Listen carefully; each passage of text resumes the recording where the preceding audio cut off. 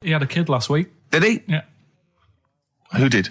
Badly drawn boy. Oh, right, okay. Badly drawn little boy, he's going to call it. Isn't he? Brilliant, Rick. Yeah. Well done. It's a sort of satire. I'd like to see that as a headline in a Stand and tabloid. deliver, oi, oi, money all your life. Oh.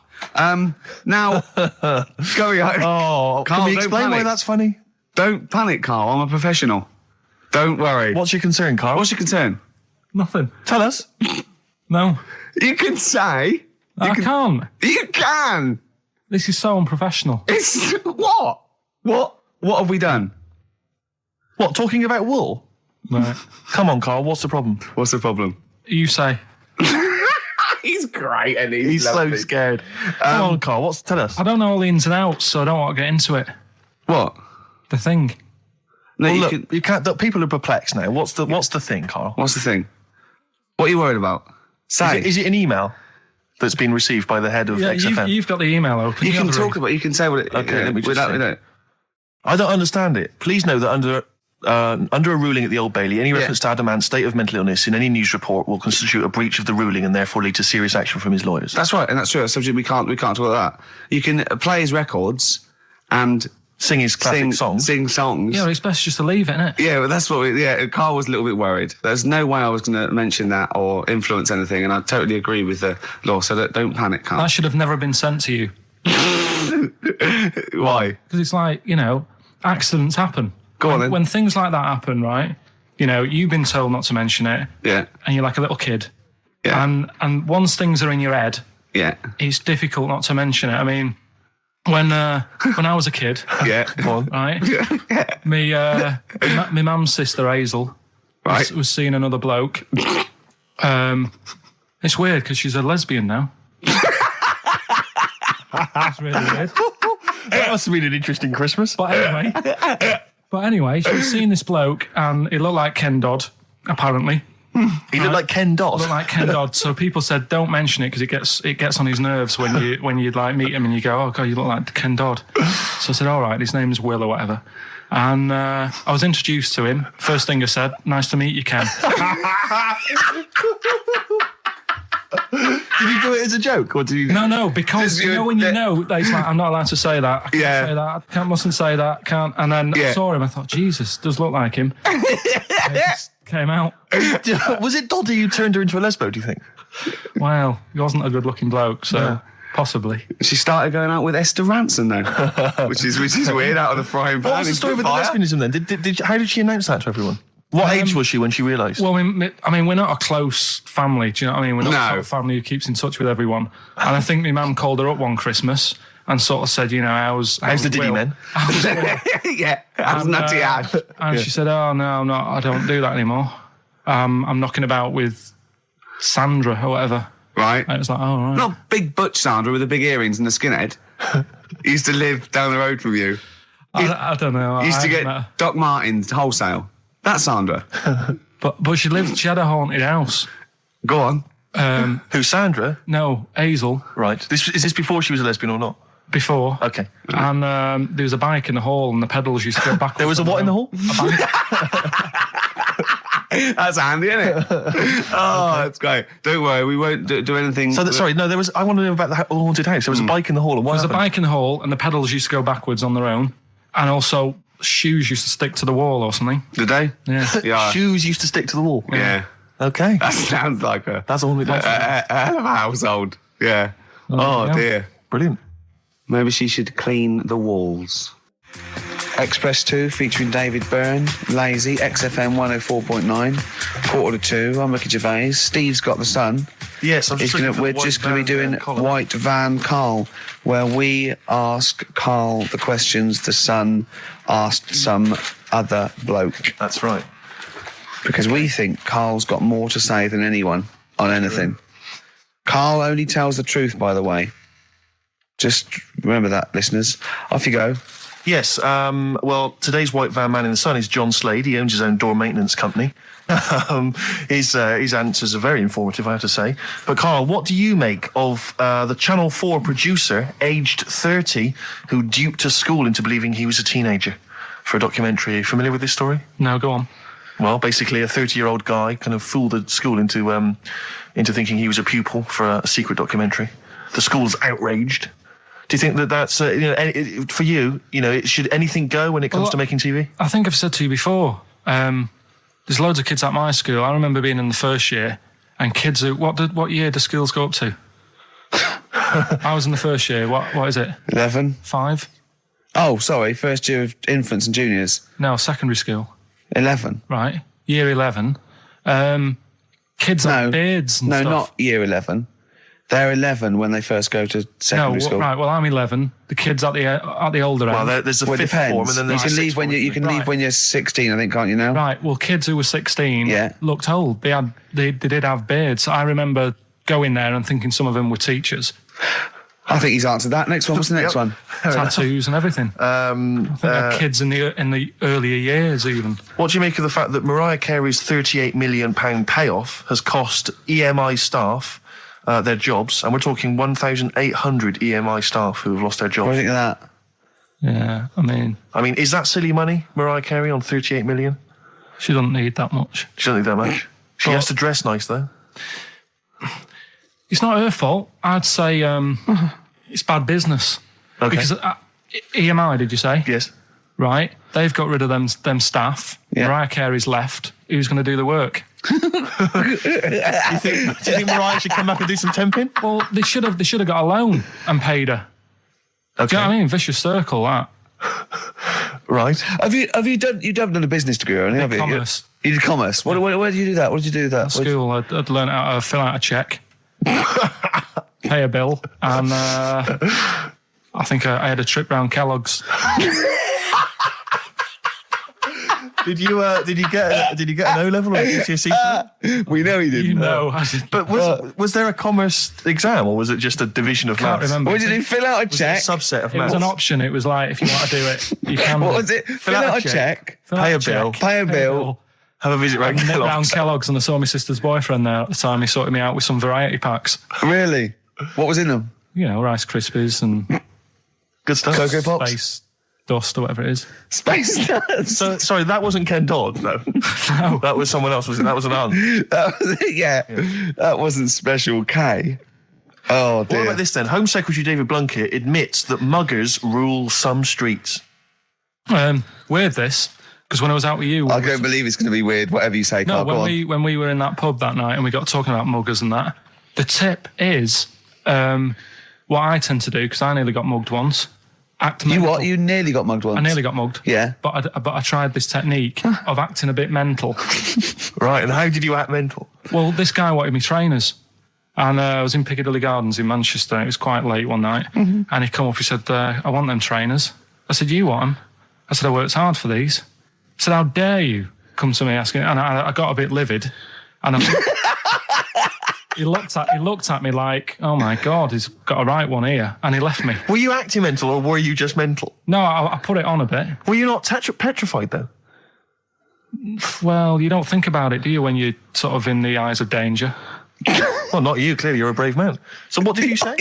I just went a bit mad. I just kind of, because he said he wanted the trainers and they were dear ones at the time, and I just, no, you're not having these. So I've crafted you. I said I wanted these trainers, and went on to tell him how I work at printers and I don't enjoy it, and I put in all these hours and that, and I have to cycle home for about 5 miles. And did he give you his trainers? Yeah. Did he have a knife or anything? I just left. No, it didn't get that. Didn't get that violent. Well, that's very brave of you, Carl. Yeah, it's that's good. Good advice, though. Just act mental. See, what's actually tried it the other night. Oh, Liza Minnelli. Yeah. Well, she says, I've worked hard for these diamonds. Yeah. Not easy being the daughter of Judy Garland. You don't know what it's like. Finally, apparently there was a crook that got a security job at Heathrow. Right, he was a crook and he got a job at Heathrow. As robbers steal another £2 million. Apparently security down there is lax. Yeah. Is that a concern for you? Is this another 2 million? Yeah. Why is all this money at the airport? It's those sandwich shops. You know how they're really expensive, the sandwiches when you're in a plane. They're like £2.50 for tuna, which is ludicrous. Yeah. That's basically the reason. What do you mean, why is all this money at airports? What is it doing there? Why? Have a go. No, have a go answering this yourself. Why is anything at an airport? It's going somewhere. Or coming in from somewhere. Yeah, but money, you can sort it out through the bank, like phone banks and that. Have you done commerce? You know a lot about paying bills and writing out checks. Yeah. Tell us about Kellogg's. What was it like? What was in the factory? Was it just like squashing bits of corn? Pretty boring, really. Just loads of conveyor belts, boxes of cornflakes everywhere. Just what you imagine. Yeah. So is it more, this is where you might be working? This is where you're likely to work? Possibly. There was 2 trips. There was that and the trip to Manchester Evening News. Okay. And I left that early because I had a job in Cordon Bleu. In Kellogg's? Cordon Bleu, what's that? It's like a supermarket. Yeah? And I had to leave the trip early and the teacher went mad saying they'd thought I'd got lost on the, in the building and stuff. What, you didn't tell anyone? No, because it was like day 2 of working in this supermarket and I couldn't be late. I thought by the time I explain where I've got to go and everything, I'll be even later. Sure. So I just left, and then apparently they were searching the building and everything for me. Oh, were you? Stuck in a printer. Don't know. Stuck in a printer? I don't know. What was the printer's name? You worked at a supermarket called Cordon Bleu. Yeah. Cordon Bleu! Brilliant. That's great, isn't it? It's rubbish. Oh. Got sacked. What did you get sacked for? Messing about in a... back in the car park round the back. Yeah. Right, there was a grid, and all the concrete had gone funny, so when it rains, you got like a big lake. Oh, yeah. Right? And I got in, do you know those big metal trolleys you get to like put all the food in whilst you... Oh, yeah. And I got in one of them and pushed myself out into this lake. Of cement? No, water. Full of water because it had been raining. Right. And I got stuck in the middle, right? And the boss was like, where's Carl? He's meant to be doing, facing up the beans. And I was like... And you were stranded in a lake. So someone said, I saw him messing about out the back. He came out and saw me stuck in the middle of this lake in a trolley. And he said, get back in. I said... Would you say, no, I'm filming sharks? I said, it's too deep. I can't get out. You'll have to pass me something. And he said, I'm not passing you nothing. He said, you can get out of there and walk through it. I said, I'm not. I've got my trainers on, probably the same ones. Yeah, you've risked your life for them. Yeah. I said, I'm not getting these wet. He said, what are you going to do? I said, I'm going to wait for the water to go down the grid. He said, the grid's blocked. Now get out or you're sacked. I said, well, I'm not getting out. He said, right, you're sacked. So you were sacked. How long did you have to wait for the water to go down the grid? In the end, I did get bored and I sort of did a bit of a leap and a jump and got 1 foot wet. How long were you waiting? About half an hour. Just think of it. How did he get himself into that situation? That's fantastic. Should we play a record? Oh, definitely. That's a joy. Oh, you're an absolute pleasure. More White Van Man next time on the show. Electric Soft Parade. I keep trying to get the album for free from you, Carl. You've not sorted me out yet. I have to rely on other people to give me different copies. No, I did try. Tracks. I'll keep trying. Please do. This is one called There's a Silence, Electric Soft Parade. Okay, listen, Carl. I think we've covered that. What do you make of the... what do you make of the first genetically modified baby? Oh. Are you worried about this? Do you know what did they do? What? Let me see what it says here. Isn't it just choosing the, eye colour? Well, this is the concern, isn't it? That in the future you'll be able to decide whether it's a boy or a girl, how intelligent it is, what it looks like, is it handsome, is it ugly? Obviously, no one will choose an ugly baby, and so on and so on and so on. And so it means that where will it lead? Where will it end, Carl? Are you concerned? I've thought about this a lot. What will us three look like in the future? If they're being, genetically modified beautiful people, what will we be like? How will we be considered in society? True, yeah. But we've talked about this before, haven't we? About the cloning thing. Yeah. That's a bit weird. Yeah. But I don't think it matters because at the end of the day, right, you might look like some other kid, but it's the way you brought up that will change your features and the way you are, your personality. If you lie, you get a long nose, don't you? Well, no, but listen, right, because I remember... When we, I was growing up on this estate. This is going to be good. Go on. No, it's not. It's just an example of how this doesn't work. Go on. So we don't need to worry, sort of thing. Sure. Right? Okay. So I'm growing up on this estate, and there was this woman about 4 houses down, right? Who's a bit rough. All right. Didn't fancy her. Oh God, no. Right, but she had a baby. Well, tell me about her first. I'm interested in this woman. Why was she? It was a very... Was it like being a man in a dress? I didn't grow up in a posh house or anything. I'm not saying that if you live in a bit of a rough house, you're a bad person. What does she look like? But anyone can Tattoos? Clean up. Look like Tony Green with a fag on. They didn't clean up much, right? Oh. Which, even if you've not got a lot of money, you can still try and make the place look nice. Yeah. Right? But she didn't. And a kid used to take a horse into the house. Sorry. Whoa, Neddy. What do you mean a kid used to take a horse into the house? Where did he get a horse? Must have nicked it from somewhere. mustard on. You seen a horse with it? No. What, is that from outside the saloon round the corner? Yeah, was it just tied up with a bit of lettuce? Right? And, Oh, that's great. I'd Did been Big out. Jake come looking for it? I'd been out. Oh. Sorry, let me get this. This was before the lynching stopped or after? Where did he get a horse from? What do you mean he must have nicked it? His mum said, where'd you get that from? I bought it. All right then, but keep it out of the kitchen. I don't want you going cattling rustling. Where did he get a horse from, Carl? And how long did he have it for? Was he leading it or riding it? Mum, open the door. I can't stop. I can't stop it. Open the patio door as well. Looks like we got us a runaway. What do you mean? I don't know, but the thing is, they couldn't afford to buy one because they're not cheap. So I'm just guessing. Maybe that's wrong of me. But I think... He had a horse? Yeah, right. So That's why the family didn't have any money. They'd spend it on the horse. No, I don't think, that's what I'm saying. I don't think they would have bought it. So anyway... Yeah, it's wise to whisper, Carl, in case they're listening. Yeah. And They could be in the room next door. It's not buying it, it's keeping it as well. Oh, so I was like in the car with my dad coming into the avenue, and you used to have to drive down it to turn round and, and you know, sort of go back to our house. You had the traditional method of transport. Yeah. And the horse was in the lounge. Reading a paper. Just like walking around. Oh, God! What? And when I was doing, I tried to earn myself some money once by flogging little flowers in plastic cups. What? This is genius. It just keeps coming. What do you mean you're trying to flog little flowers? What do you mean? Wait. Let's play a record. Let's play a record and come back to this, because the story's going to just unravel and unravel. It's going to go for hours. Let's play a track, deeper Carl. and deeper. It's like an onion, isn't it? We've created a whole world here where there's a man living with a horse. Just walking around the lounge. I come from the West Country. I've never heard anything like that. I just think of a big sort of like orange carpet and it's got a rediffusion telly and this horse going, I'm fed up in here. Exactly. This is really... I am not taking the rubbish out again. Yeah. Right, play a record. Let's have Velvet Underground. We got that lined up. Oh, yeah, the classic from the first album. I'm waiting for the man. Let's come back to the horse in a second. Little flowers in pots. What do you mean? From that classic first album, Velvet Underground and Nico, which apparently peaked at a disappointing 171 in the US charts. Think of that. And that's obviously Lou Reed, the Velvet Underground, and Waiting for the Man. Yeah, great track. So we were talking, we were doing White Van Man, and we got onto... genetically modified babies, but and somehow... then Carl started telling a story about someone with a horse, and then he got onto... He was trying to make money selling flowers. Just do the flowers briefly. Well, hang on, I just want to recap slightly. So there was a family, and who had the horse in the family?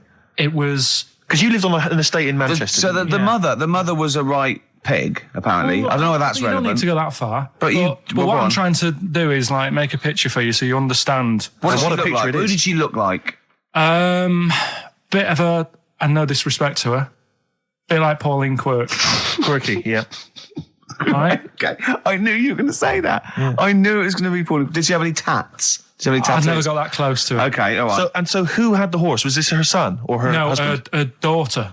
Her daughter had stolen a horse. Yeah, from I don't know where. There was I think there was some stables down the road or something. And they kept the horse in the house with them. They kept it in the house. Did they didn't get have caught? it for long. No. So, and you said you were in the house one day and you saw the horse in there. What happened was I was... they did this thing at school about raising money for charity, right? For some local charity. And they said you can do anything to raise money. And they came out with all these ideas and I thought, that's good. What was the charity? Well, I don't know. I thought, forget the charity. Yeah, that's I'm just a good money making idea. So you're a charity. So I asked my mum for some, she used to have a lot of flowers around the house. Sure. I said, can I just take some snippings off them?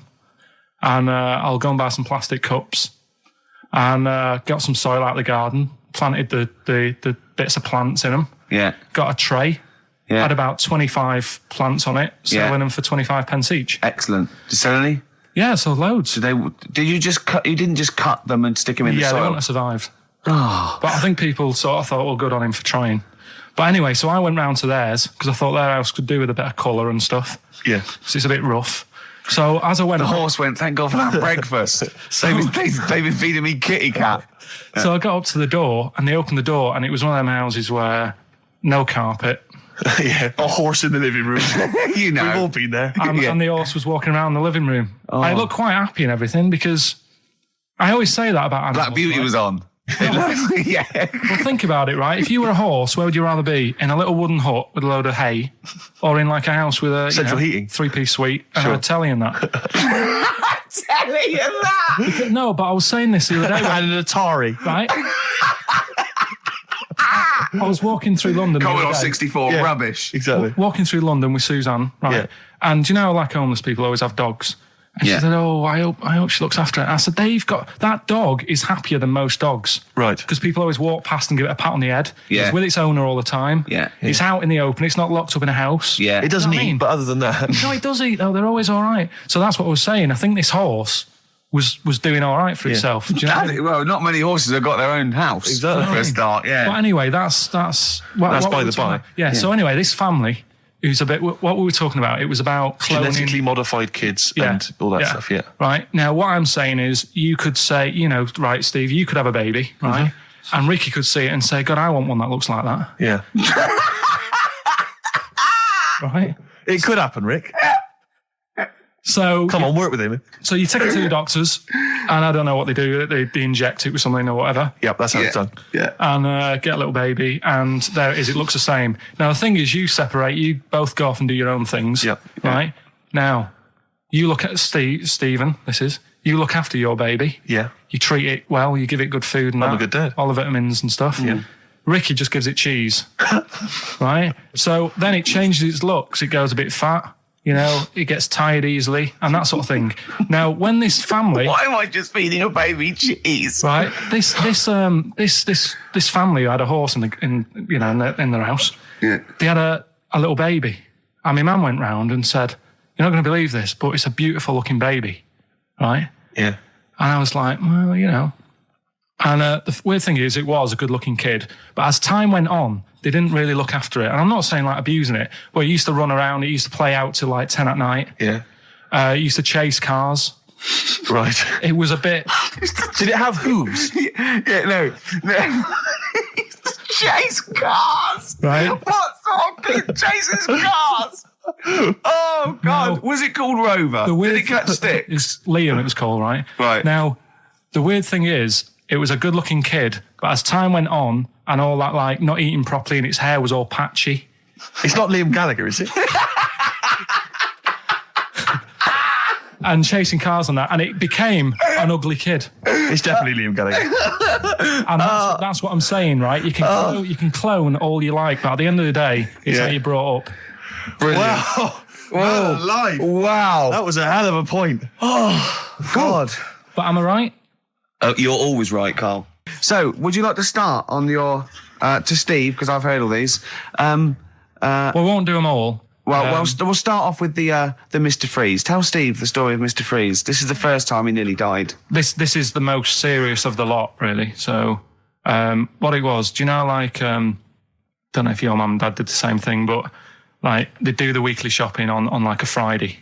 Yeah. So when you got to Thursday, there wouldn't be much stuff left in the cupboard. It'd just be like, your Jacob's crackers and stuff like that. So when they'd been to the supermarket and they came back, I was like, what's that saying? Like a pig in... I loved it. It was like loads of food coming in, loads of biscuits. What is that saying? He nearly said pig in shit. Right. Is that the saying? Yeah. Right. So all this food comes in. Thank God he didn't.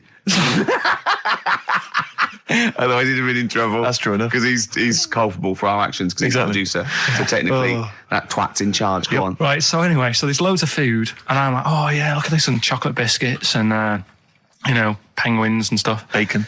And bacon. Just in case, you never know. So anyway, my mum and dad's putting the food away. Me and our kid are like, he's already grabbed something, gone back upstairs. It's like feral children. It's like a quest for fire. And then they run upstairs. What did he do? Sit under the bed, gnawing at some sort of pig's trotter. So I saw, do you remember Mr. Freeze Pops? I do, yeah. So they're kind of like popsicles, icicles. Yeah, but really long, like a foot long, right? Yeah. So I thought, I'll have one of them. So I grabbed it. Went for the nutritious stuff first. Absolutely. And like my mum and dad are putting this stuff away and what have you. And I rip it open and knock it back. Right, straight away, just right back like Swallow that. Swallow it, yeah. But it went down the wrong way, right?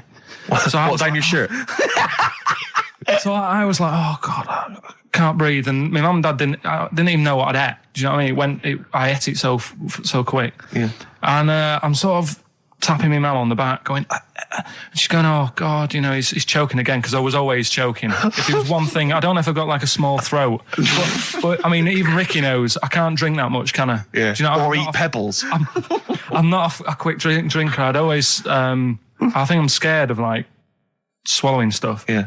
And it was like bottle tops and mint imperials and stuff. I was always choking on stuff. Oh, jeez. So anyway, she's going, oh God, what's he picked up on it now? Drop it. So- And she hit his nose with a stick. So I was going, I'm choking. At this point, my dad had I think he'd put his share away, his food away, and he'd gone. His share. I love it. Yeah. He'd gone to watch Winner Takes All or whatever in a lounge, and I was in the kitchen, and I was starting to I didn't care anymore. Do you know what I mean?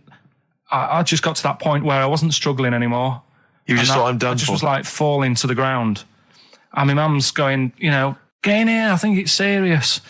And my dad comes in and sort of starts shouting at me, saying that's what you get for being greedy.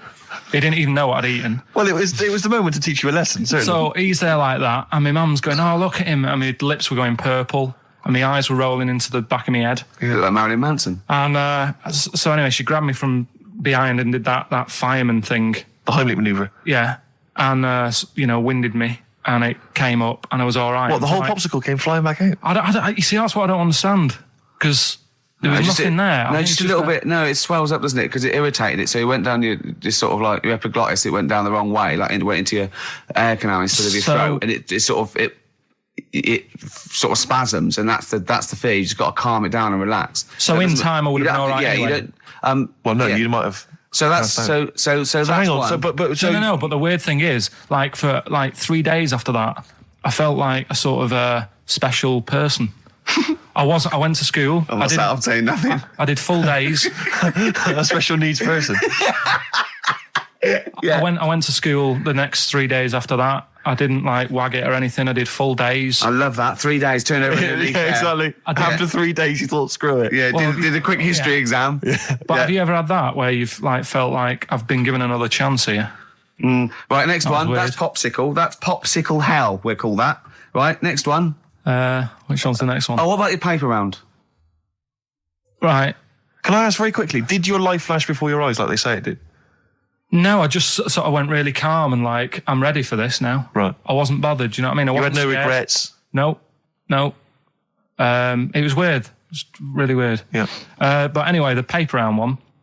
Paper round, I'd still say it's the best job I've ever had. And he means it. No, I really enjoyed it. It's like, you don't have to work with anyone else, right? So you make your own rules. Just think of that. You sort of You're around, spreading information to people, vital information. giving a service, and no one else is around. You can just do what you want and think about stuff whilst you're cycling around on your bike. It's really good. Yeah. So anyway, Imagine the stuff he's thinking about when he's riding around. I can't. Oh, so getting in the head of a salamander. So anyway, I loved it, and even though I only got 50p a day, right? No matter what the weather was like and stuff, I used to get up at 4:30 and go and do the round. And why'd you get up at 4:30? Because I wanted to watch the Pink Panther at 5:30, so I wanted to get me paper round done. I said, why didn't you watch the Pink Panther? And then do the paper. He went, I can't sit there thinking I've got my paper round to do. You'll ruin it for him. Yeah. So is it a good job or not? So 4:30 I was up and about. And this morning it was winter, really bad winter, bad snow, freezing cold, really windy and all that. And my mum said to me before I went to bed, she said, don't be getting up tomorrow. I'll give you the 50p. I said, it's not about the 50p. So, people want the papers and stuff. So, conscientious. So anyway, I went to bed thinking, that's it. I've told her I'm still going. So, whatever. Go to sleep, get up in the morning and put all my kit on. And I used to have layers of clothing on because it was really cold. I had a big anorak on with the fur on. I had waterproof pants and I got my paper round bag. And I went downstairs to get out and tried to open the door and it was locked. I thought, God. So she'd locked it so I couldn't go out. So I'm searching around the house looking for the keys. She must have hid them somewhere. I thought, oh God, I've got the papers to do. So I thought, how can I get out? So I went upstairs, climbed out of the bathroom window, God. right, and to try and jump out the bathroom window onto the porch. But the problem was I had so much gear on, I was like the Michelin Man, so I could hardly move as it is. Yeah. And I try to get out the window, and I'm like trying to stretch down like that, get my foot on the porch, and my bag got caught on like the hook of, do you know, like how you have a hook so you can put the window open? Right, yeah. The little arm goes on. My bag had got caught on that. I was holding onto the wall and my foot on the thing, so I couldn't sort of pull it away in case I pulled it away and then fell on my head. Yeah. So I'm stuck there. Dangling. My dad comes back from working nights. Yeah. He thinks I'm a burglar. Gets out his gun. So he's shouting and stuff, going mad and going, Dad, it's me. And he had to give us a hand using a... He's heard that wily trick in Manchester before. He had to help me using a washing prop thing, a big stick. What did he do? Well, he said, just hold on for your dear life and I'll sort of push the paper bag off the hook. Why didn't he go upstairs and sort it out? It was at that point where I was in the middle. There was nothing you could do. Do you know what I mean? It's at that point where you've just got to make a decision. Yeah. And by the time you go upstairs, who knows what might have happened? Sure. Do you know what I mean? You've got to act there and then, not messing around. Yeah. So And you could hear downstairs, now here he is, the Pink Panther. Yeah. Dad! Hurry up. Panther, ever so pink. Oh. So that was close to death because I must have been about 30 foot in the air. Yeah. And I would have, that would have been nasty if I fell to the concrete paving. So Well, there's more to come. Should we play a record and come back to this? Because he's got more. Oh, yeah, no. There must be no, one of them where you did fall on your head. This is the one I'm waiting for. There's got to be one. That was explained so much. Yeah. I nearly broke my back. Jeez. Once. My dad said, I bet I can't kick me out. And I said, I bet I can. And I don't remember this. You didn't tell me this one. I bet it can what? I was in the garden summer's day, and it was that era when like doing kung fu and all that was really popular. Sure. And I was like messing about in the garden, punching the tree and stuff. And my dad said, What a kid he must have been. my dad said, I bet you can't kick your height. Kick your height? What, you mean Yeah. kick as high as yourself? Yeah, so I must have been like 5 foot or something then. And I said, of course I can. So I bet you can't. But instead of doing it on the grass, I did it on like the concrete bit. Kicked it, actually did it. I went, there you go. But didn't like get my foot down quick enough and land on you my back. paused to say, there, I've done it. Yeah. As opposed to putting your foot back on the ground. And landed on my back, and I'd still get back trouble now. Do you? Because they say that, don't they? So to cut a long story short, he gave me about 4 or 5 near-death experiences, and he went, and the whole point of this, he went, so that's why I think I'm going to die of something horrible, like cancer. And I went, why? He went, right, you ready for this? Yeah. He said, well, I don't check my balls. Wait.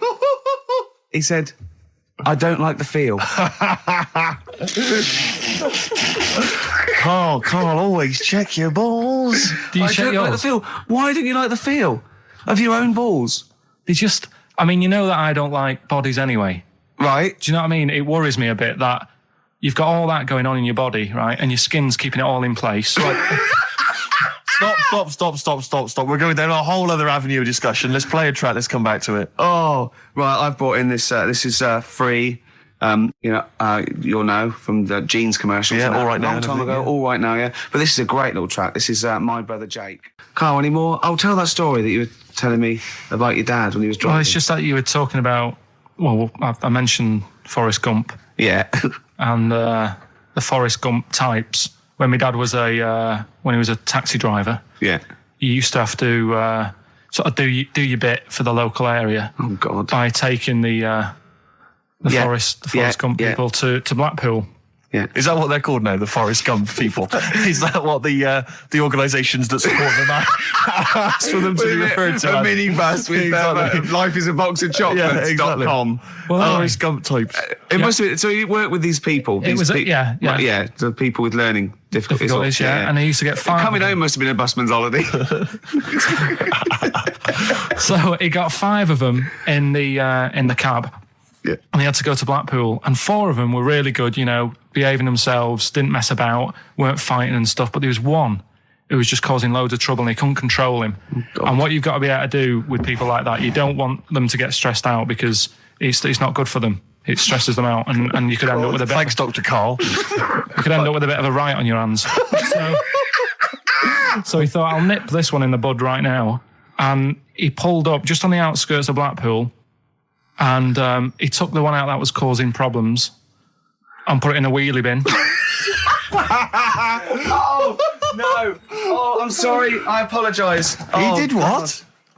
Oh, He did it for the good of the others. He put it in a wheelie bin. He was having a good time. He thought it was one of the rides. Can you stop saying it? Him. Yeah. He was having a good time, and once he calmed down, my dad went back and picked him up, and he was fine. He had a good What, time. he left him in there the whole time the others were in Blackpool? No, he left him there, not the whole day, probably about an hour and a half In a wheelie bin? in a wheelie bin. Why couldn't he get out? Because, like, his arms were trapped on the thing. It's one of those... He tied him up? No, do you know, like, because he was a big fella, and, like, he managed to get him in so his arms were down the side like that, so he was a bit trapped. Wasn't he screaming and crying and stuff? He was making a bit of noise, but, do you know what I mean? What, you feel serving right?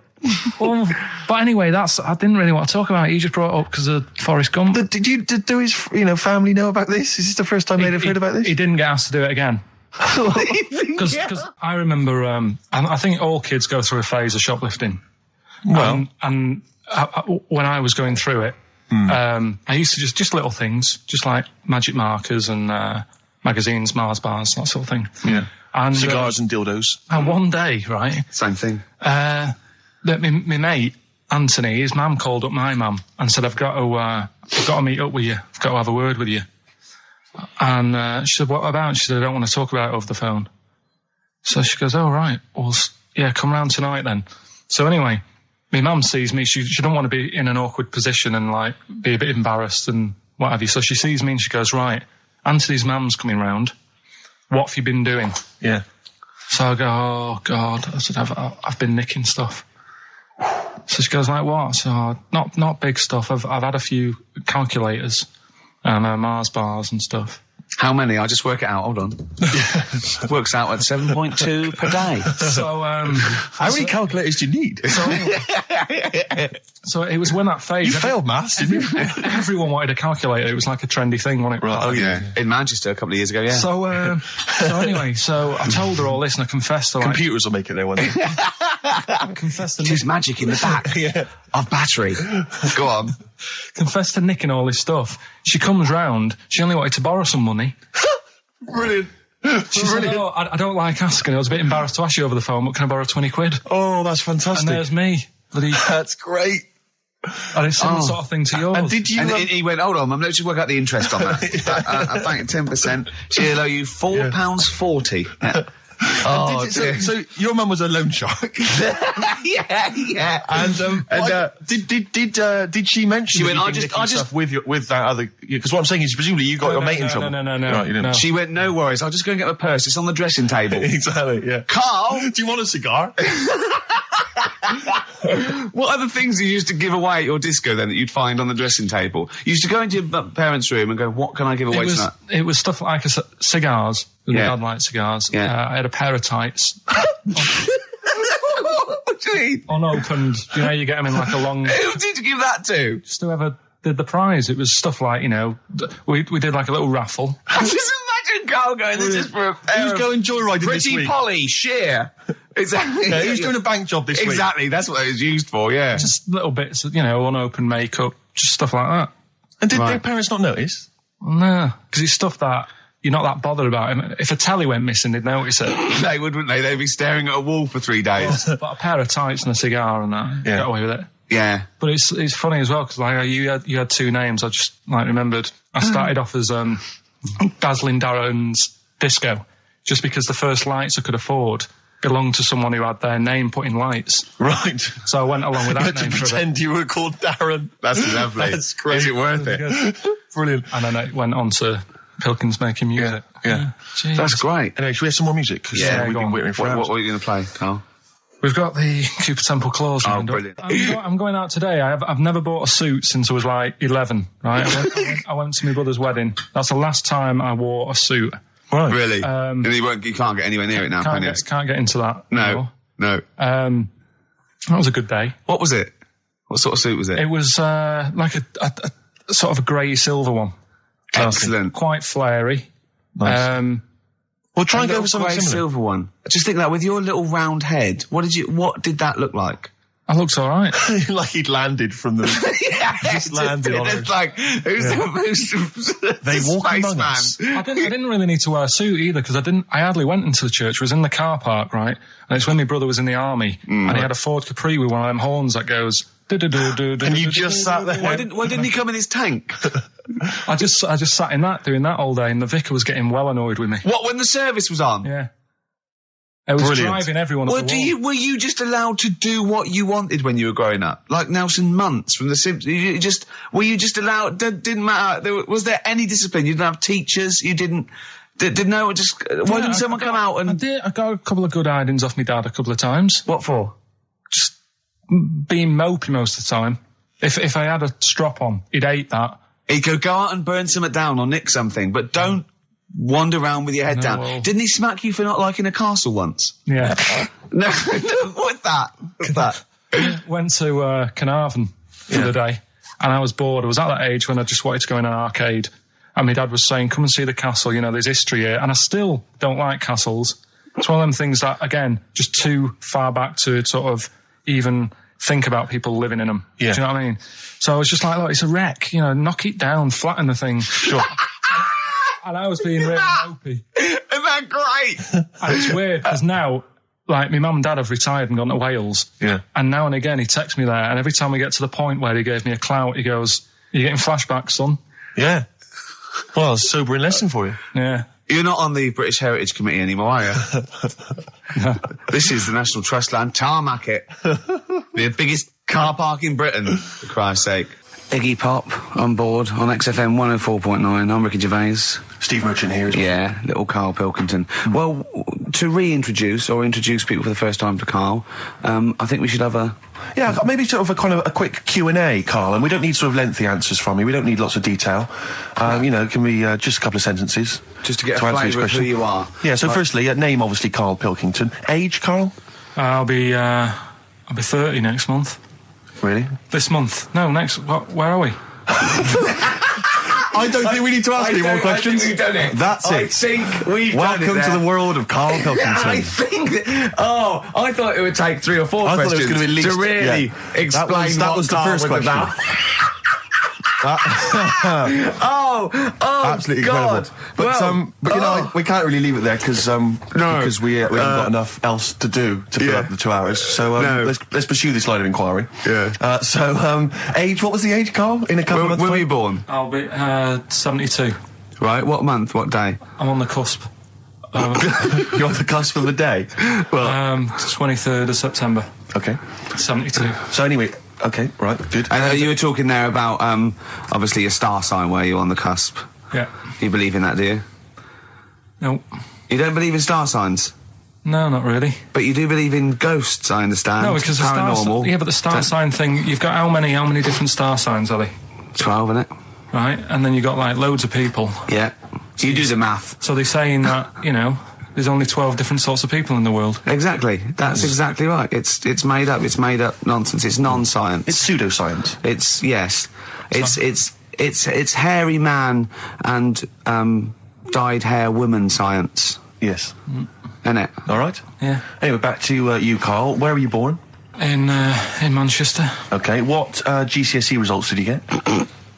I got, was it an E? I got an E You in got an history. E in history. And how did you find discover out that? information? You found out. Because you thought you couldn't remember what you got, you didn't turn up, and you thought you'd done about 3, one of which wasn't history, and actually... I knew I did art. Yeah, you didn't. I'm telling you didn't, because we checked. Yeah. You did 1. You turned up for history, you did history, you got an E in I history. definitely did art. I made a little clay man. Yeah, you got to register for O-levels. You don't just do it and then phone up and say, how was that? Yeah. And they go, I'm "We don't-" sending you a clay man. See what you think. Send me a grade. Yeah, there's forms to fill out and things like that, Karl. Anyway, Go on. Who was your closest childhood friend? Closest? At what age? Well, when you were young, when you were. Oh, I remember this. It's a fella. Is it someone making, isn't it? Well, he wasn't really a close mate. Darren Buckley was me. Darren Buckley. Yeah. He was my Tell us close briefly mate. about Darren. I've forgotten about Darren. He's the one who, all the girls liked him. He Did they? had permed hair. He used to have his hair like a footballer.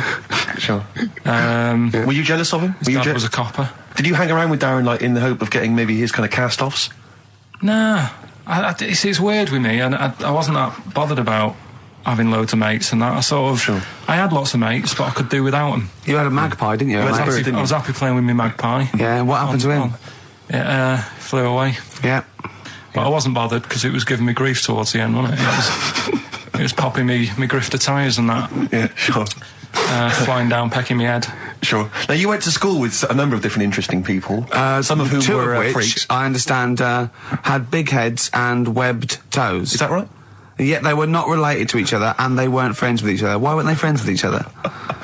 Because that'd be obvious. Did they wear shoes, or did they walk around in their webbed? Were they good at swimming? I don't know. I don't think they ever went swimming. Did they ever talk? Did they ever look over at each other and think, yeah, we should hang out more? I told you something in the week as well. There was another lad at school had a pigeon chest. He had a what? Can we come back to this? He had a pigeon I chest. think we should play a record, Carl, because I think we've hooked them now. Yeah. I think There's no one switching off now, Rick. No, play a record. Blur, Coffee and TV. Carl, I said it's not the best Blur song when it was playing. You know, I don't want to diss it, but you know, it's not the best one. I mean, that's fact. Sure. You know, Carl went like the video though, that little milk carton. Yeah. Bit sad, it's tragic, isn't it? He went, this is all to himself, I'm not even joining in. And then he went, yeah, but it's alright at the end. He goes to heaven, he finds a little girl milk carton. Just lives out a little thing and is that like you on your paper round, that little milk carton, walking around like that? I imagine you... Oh, people don't know, but if you just tuned in, Carl had a paper round. It's his favourite job ever. And he maintains it's the best job he's ever had. Isn't it, Carl? Go on. I don't know what's so weird about that. It's a paper round. Yeah, but look forget it's not all the most that. fulfilling of jobs. Look at the way it works, right? You get it out of the way at the start of the day, so you got the rest of the day to yourself. It's the same as signing on. You're your own boss. You know. Same as signing on. Well, you're not your own boss. The guy at the news agent's your boss. Yeah. But That's great. You've proven me wrong there. Yeah, that's great. Nah. Yeah. Nah, not really. Would that stand up in court? Where you were found with the dagger? Nah. Was I? when are we playing the new game? Oh, Carl's got a new game. Carl's very excited. We were talking about something before. Yeah, well, the freaks used to go. You had people with big heads, two web feet, didn't hang around each other. That would be too obvious. You had a fella with a pigeon chest. Yeah, what's the story with the pigeon chest? Don't know how it happened. It was like it looked like somebody sort of hit him on the back with a big hammer, and it had come out at the front. Yeah, and I've never seen it since. Could that have been the answer? What? Why he had it? Why had it? Possibly, I suppose, in your neck of the woods. Yeah, don't know. Never asked him. It's just come back to haunt you, has it? The pigeon chest? No, it's just that you know, when you mentioned about kids at school, I forgot all about him.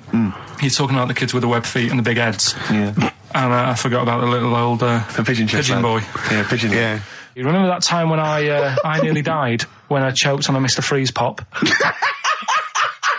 Right? No, tell us that one again. No, I told you, didn't I? Tell us again. Yeah, but the people will remember it, and then it's... They weren't listening. Go on. What happened? It was ages ago when my mum and dad used to go out shopping on a Friday. 1970s? Get the food in. get a week's load of food in the cupboard and that, and we'd, they'd come in with all the food, and we'd all be like, oh, God, there's no food left on a Thursday, really, so we'd all be hungry on the Friday by the time the food got in. I love that they wouldn't eat it. I imagine him like jackal puppies. Yeah. Just like licking your parents' mouth for food as they come through the door. So they come in from the supermarket, they're emptying the box. Our kid had got some biscuits and what have you. It's frenzy, just a feeding frenzy, like pigeons. I grabbed the Mr. Freeze pop and knocked it back really quick, but it wasn't frozen, so I knocked it back so it was like a liquid, and it went down the wrong way, right, and I was choking, right, and I nearly died. It must have been about... How long can you go before you die? A couple of minutes to do it. I reckon about a minute 50.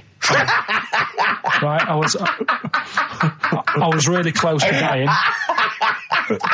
How do you know you were close to dying? Did your life flash before you? No, but I just was like... There's loads of instances of him eating pops. Yeah, exactly. I just was dead. 40 of those. Whatever, right? Anyway. What do you think you'd see if your life flashed past you? What do you think, which elements would stand out for you, do you think? Start now, go back. What do you remember? What's the first thing you remember? As a kid? Yeah, just tell it now. Being in the hall and having our dog licking my face. That's your earliest memory? Yeah. Okay, what's the next one? Right, next one's probably being at primary school with Lindsay. Yeah. Was that your girlfriend? Well, a little friend who was a girl. Sure. And we used to have like tins with letters in, and you'd have to write stuff. But anyway, what were we doing? What? He got confused. Right, so anyway. I'm intrigued by the dog that was licking your face. Well, bin that. We won't win that. No, it's a great feature.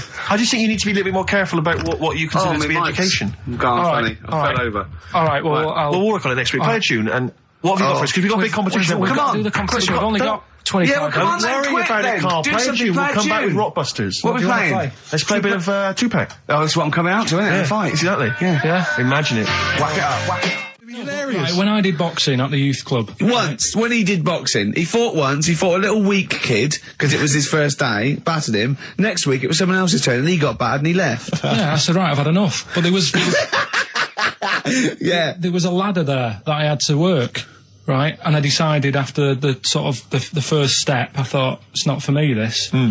But if you win, it's all kind of like, right, well... Yeah, the world's There your you go. oyster. But it's a programme. It's just a one-off programme, isn't it? It's like you got to treat it like faking it. Yeah, but faking it, right? That little gay fella who ended up being a doorman, he's actually doing that as a proper job now or something. He loved it so much. Do you seriously think I have any intentions of getting into the fight game and leaving entertainment Well, behind? what's the point then? What do you mean? What's the point in watching television? It's entertainment. Or educational. I watch it to sort of soak in Well, information. this is educational. I'm learning a lot. I'm actually learning a lot, and I can't believe my luck. I've got professionals telling me, hopefully how to lose weight and punch hard. That's just fun. It's like having golf lessons. Right, but here's an example. Go on. It's a nice way to plug it. We've got Rockbusters coming up in about 10 minutes or something, right? Now, Look forward to that. people email in, and they don't just do it for fun. They do it because they know they've got some good prizes lined up. Right. So they're doing it because it gets them something. Yeah, my prize is that I've learned something in life. I've gone through an experience, and hopefully I'll come out in some way better if I don't get mashed. That's it. That's the prize. That's why we do anything, isn't it? I think this is an example of you, Carl, is you give up too easy. Yeah, and you gave that up straight away. You think there's no point in anything. I did Crusaders I think I lasted that out for about 4 weeks. What's that? Crusaders? Well, it was my mate, right? He was religious. Uh-huh. And I'm not really. But No, I mean, you believe in ghosts, though, and shadows pushing people off bikes. But go on. it's the same time. I think I told you once before that I went to the church with this lad because Right. I swore and he said he was going to tell me dad. Yeah. I was effing and jeffing. So he said, if you come Is that how they get people to church nowadays? I love that one kid that he hasn't got the idea of the protection game. There's nothing in it for him. Either you turn to religion or I tell your father. Right, so I went to church with him and that, and then the next week he said, I know that was rubbish and you didn't enjoy it. It's when I got kicked out for messing with a tennis ball in the pews, right? I don't think we've heard that, but I don't think we could possibly go into that now. Summed it up. Yeah. So, Well, no. Come on, that's we'll it. come back to that. You had a tennis That's the ball and story. some pubes. No, in the pews. In the pews, right. Yeah. But anyway, so I went there and I said, I don't think much of this church thing. It's a bit boring. Sorry, and so you went to church and you ended up in the Crusades. No, What's the crusade? Crusaders. What it is, it's meant to be the fun part of religion for kids. Uh-huh. Right. And my mate said, oh, you want to come along? It's, you go on a Friday night and do it on a Sunday as well.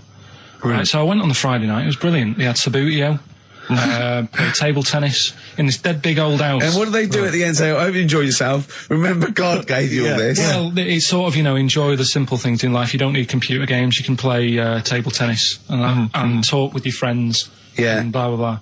So, yeah, that's all right. I think you'd be happy in a young offenders institution. You get to clean the toilets there But as don't well. forget, Carl, I think God invented Nintendo too.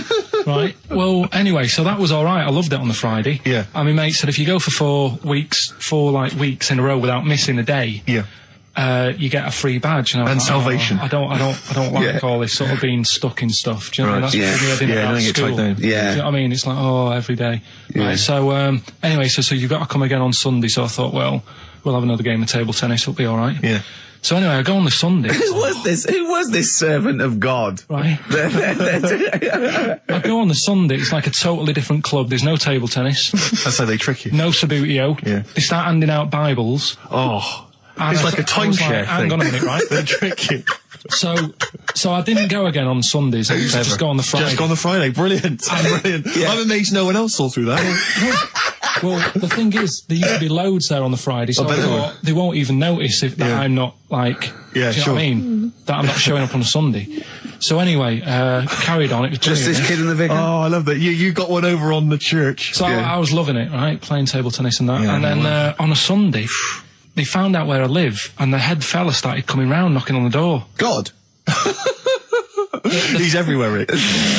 Why did he knock? The fella, Politeness. the fella who like ran the club, he started coming round, knocking on the door.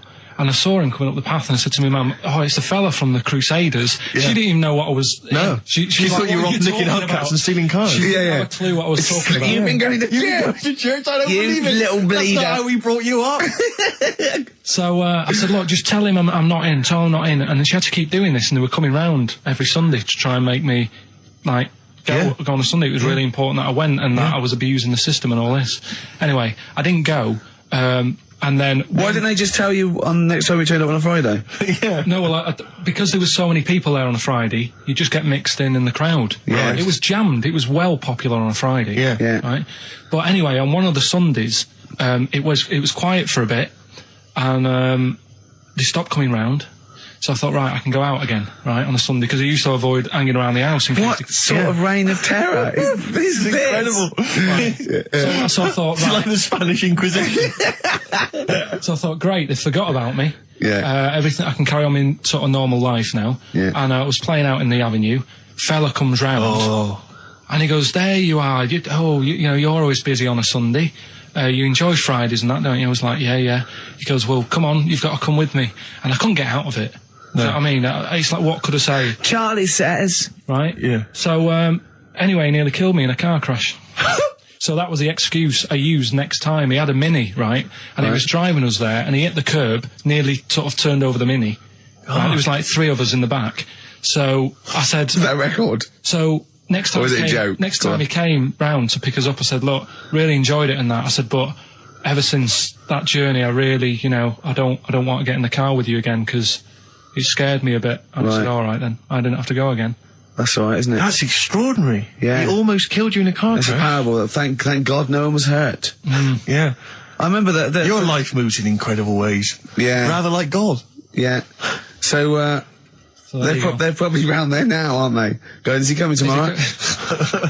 What we got? Well, are we talking about the prizes next? Well, let's talk about the prizes. We've We've got the big game, Rockbusters, coming your way soon, Rick. I know you're excited about that. And is there more Educating Ricky this week? Have you got that planned? There is. We are struggling on that feature a bit now, because I feel like we've covered a lot of topics. Yeah, I know. Well, I know about hairy Chinese kids and deaf people that hit their head and can hear again. So I don't think there's lots more to learn in life. That was the record before us, and here we are, pre-recorded, because we did this a few weeks ago, because we're not here at the moment, are we? We're away in that. I'm Ricky Gervais, with me Stephen Merchant. Hello there. And Karl Pilkington. Well, He's not actually with us. No. He'll be in some of the best of clips that will be coming up shortly. yeah, this is just us, isn't it? This is just us. We did this. When did we do this, Rick? A couple of weeks back. Hold on, what is it? What It's the day is it? 27th today. Yeah, well, I enjoyed Christmas. I loved Christmas. I love Christmas. I had a great Christmas. time. What do you get? Loads of presents. So did and I. I'm glad they made it to number 1. I'm really glad. Stroke, he, she. Yeah, I'm really glad that the pop idols, Cliff Richard, Westlife, made it to number 1. Bo Selector. Bo Selector. Yeah, just delete that. As, Yeah. Okay, well, we're going to play some of the best of, some of the greatest moments of the last 3 weeks Yeah. ever heard on XFM 104.9. What about this? Do you remember this one? Oh, which one is it? All right, so here's the first bit. XFM 104.9, Ricky Gervais, Steve Merchant, Karl Pilkington. Tell us about this monkey, Karl. You're going to love this one, Steve, Go on. right? Yeah, so last week we were talking about how, like, a lad left his family because there was problems at home and that. He went and lived in the wood. He got airy, right? No. Leave it there, Rick. We haven't got time to go into Right, it. so... That's what happened. And that's what happened. He lived with the monkeys. He went airy. That's what happened. Looked into some other stuff about, like, airy kids and all that. Yeah. came across this story about a bloke, right, who worked in a zoo, Oh dear. right? So Trouble's brewing. loving his job and that, but it's quite a lonely sort of job because you don't see many people. You're just dealing with animals all the time, right? So anyway, he gets a bit pally with a monkey because it's the closest thing to a human. Well, that ape is. Right. Yeah, but you can't really go that close to apes. They're dangerous. What do you mean? What type was it? Do you Just mean it was let a him tell the story. Was it a chimpanzee? I reckon it was a chimp, yeah. Yeah, it was you a don't chimp. even know, so It was that's a an chimp. ape. It was a Okay. chimp. Yeah, but it doesn't matter, does So it? he It's the gets story. pally with him. Right, so he gets pally with What, him. did they and go on he's- holiday together? Well, no, I mean, it starts On the off. pool It together. starts off just checking each other out and probably sharing lunch and that together. Yeah. Right. Anyway, this goes on for a while. They're getting on well on that, and then after a while, right, the monkey starts sort of imitating him a bit more and sort of walking upright. Oh God. Yeah. Right. So he thinks, oh, that's a bit weird. Anyway, they get on really better and what have you. So he thinks he could live at home with me. Because we're getting on the storm. Yeah. Right. So he takes him home, and before Is you this know the it, beginning of Beneath the Planet of the Apes? I think it is. I think you've seen this on video. I'm worried because he's already imitating him and they're moving in together. I'm thinking it's maybe a bit like Single White Female. Single White Zookeeper. Oh, brilliant. right. So Go on. anyway. So he's moving in, and it's getting used to sort of the normal human life. He's having a cup of tea in the morning. Yeah. PG tips. He finishes the day off with Oh dear. Finish the day off with what? He with does, a he doesn't little have to brandy. move a piano at one He point, does he? finishes the day off with a little brandy. Yeah. What, he pours himself one. Is he wearing a smoking jacket? Yeah, I'll tell you what, Carl. You're a maniac, mate. No, this is why it attracted me. It's amazing, right? So he's having his brandy and that, loving his life. Next thing you know, he sort of I don't know if he loses it or he gets shaved, but the top half of his body is hairless, right? Apart from his head, right? So he's got a nice. So it's the head. opposite of the kid. Well, no, Yeah, this is what I'm saying. that would happen. Right? Well, hang on, but so you don't know if You he don't was even shaved know. or if it's How did it say?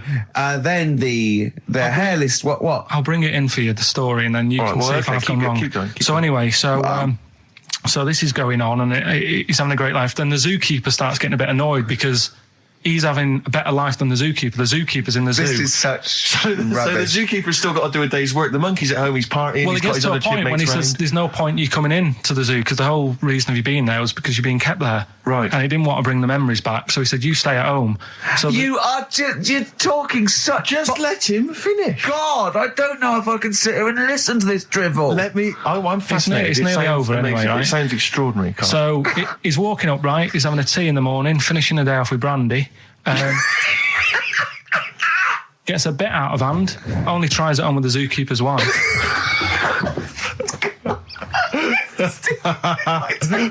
Make him go away, Steve. How does he do that? Well, because he's around humans a lot, he becomes a bit of a charmer. And But what is it that he could do to seduce her? Pick fleas out of her? he didn't say. He's but- built. He was built. Yeah, it's well done. so what about that? What do you mean, what about it, Carl? It's obviously not true. I don't understand how. I love the fact he becomes a charmer. He's got better taste in brandy. Exactly. And What was it that he was doing that seduced her? I don't know. I thought maybe because he was at home more than the zookeeper was. But what would he be doing, I Carl? love the fact that- He's not going to be talking with her. They're not going to be playing Trivia Pursuit. Maybe she liked the silent type. He didn't go into that. He just said that's when the trouble started. Carl, play a record. Right. Is that what Suzanne did when she brought you in? Ricky Gervais, Steve Merchant, and Karl Pilkington. Not done a lot. Maybe you should earn your money as you get to Mondays off for this 2 hours of nonsense. What are you on about? I've done loads of stuff. Yeah. Well, same old, same old. Yeah. Let's have something new, something fresh. Well, I've been looking around, right, on the internet for stuff. On the internet. Yeah. Your Bible, where you get all your information about the world and the universe and morality from. And you know, like how I always say to you, I don't really read that much of it. I just read the headline, Perfect. right? Yeah. Anna Nova have sort of nicked that idea to grab you. Nicked what idea? Well, to sort of get to the meat straight away at the top. Do you know what I mean? The headline to the story and everything. What? Right, these are But stories. the headlines already existed. That was why you thought that was a good not idea? like this, though. All right. Headline. Oh, these are all headlines, right? Vibrating shoes could stop elderly falling. Do you know what I mean? Oh, God. You don't need... Vibrating shoes could stop elderly falling. Yeah, that's the story. You don't need to read on. That's what I'm saying. Well, Right, could you read on anyway? Can't be bothered. Read on anyway. Well, you have a look at that in a bit, right? So what this is frustrating radio if you're sitting at home. No, well, it's not on. They've turned it off. If you want to know more, you know where to go. That's what I'm saying. That's what they should do in the news. Get the news done in a minute. There's a good story about Iraq. Right. Bong. Right. Look it up. Look it up on the internet. Right. And over. Give us another bong. Bong. Family sick of living on Butthole Road. Oh, brilliant. Bong. Man wears same shoes for 60 years. Oh, bong. This isn't that good. Some fella pulls a train with his teeth. And in lighter news, I remember that. Triple Donald, this one isn't very good. And the last one, man fails to break clothes pegs on face record. She's always good. Well, that's the one I did read on about. I love that, all those. That's the one he read on about. Go on then. Just Why is that news? He fails to make a record. So did I today. I know, yeah. I failed the long jump record today. yeah, didn't even take part. No, I was rubbish. But what are the rules on world records and that? I don't know if there are rules. There are certain things you can't. I mean, it's the Guinness Book of Records, isn't it, really, that's the arbiter, isn't it? Yeah, but is there anything, if you said you wanted to do it, would they say, well, you can't do that? Yeah, they've stopped some gluttony records, obviously things that are in danger. It's anything that's illegal. Yeah, anything that's immoral. Yeah, like that American serial killer that just got discovered. Yeah. Having killed 47 women. I don't think he can make that into the Guinness Book of Records. No, because people would be trying to beat it, won't they? But there was some other story about a fella eating watches and that. That can't be good for you. So why don't they say, look, don't do that, do something else? He wanted to stay regular. Do you know what I mean? Though? I just wondered. What do you mean he was any... eating watches? He just said he was eating watches. He got about 3 in about a minute. How did he time it? Do you know what I mean, though? Something I watched the other night, that was just good. Again, you know, I learn stuff from the telly. I don't watch the news. Yeah, well, you don't learn stuff from the telly. Yeah, I'll tell you what, though. You told us there's a fat baby in the world. Forget about them. There's a spider eats chickens and there was a fat kid. Forget them in Iceland, right? Yeah. We'll give them Rockbusters later to do, right? Iceland! But what's the name? I'll tell you what is interesting, Steve. I didn't know that much about it. Autism. Okay. Oh, good. With some more entertaining stuff on XFM 104.9. No. Just to cheer up people. Go on, then. What? Come on. No, right. Have you heard about it, Steve? What autism. It scares me to death when he comes up, when he touches on a serious subject. We've been talking about wheeling a dead pope round, the Chinese don't age well, and ginger people are hated. And now we're going to touch on a really, I mean, no, I said, my heart's in my throat. Go on, Carl, then. Tell me your insights to autism. Right, well, there was this, again, Channel 4 coming up with some good stuff at the moment, right? It might have been Channel 5. But what's the name? It's the attention span I like. It's these people who they've got like this autism thing going on. Yeah. And they sort of take in a lot of information. They get sort of they get so into it that they know everything about that subject and what have you, right? And there was this lad who he knew everything, right, about EastEnders. Right. He sort of the cameraman was saying to him. So, you know, why EastEnders and that? And he said, I don't know, I just like it. And he said, I remember when I first watched it, it was a Thursday, it was 5 to 8, Pauline Fowler walked in, she had a pink jumper on, she said, all right, love. And he remembers everything from that moment on. Yeah. Right, and everything, which is great, but then the way the programme was making out, it was almost like they were saying it's a disability. Right. When in a way, it's more like a superpower. Sure. Like Rain Man. But if you can take Rain Man. No, he has special autistic powers. Oh God! We must send for Rain Man. I don't know what to do. So I don't know what to do. So he would be a great contestant on Mastermind. Sort of autistic Mastermind. He'd be what I'm dynamite. saying is, don't be watching EastEnders though. Sort of, why didn't they give him an encyclopedia and say, get into that? Sure. That'll be useful. Yeah. Keep him away from EastEnders. Wasting his time there. But I don't think it is a disability. No.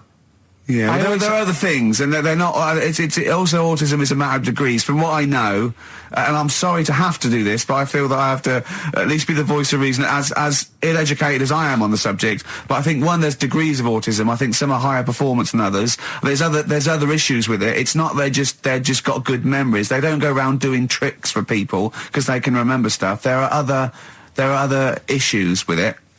Do you know what I mean? Well, I mean, they seemed a bit... But you watched the programme. What did you learn?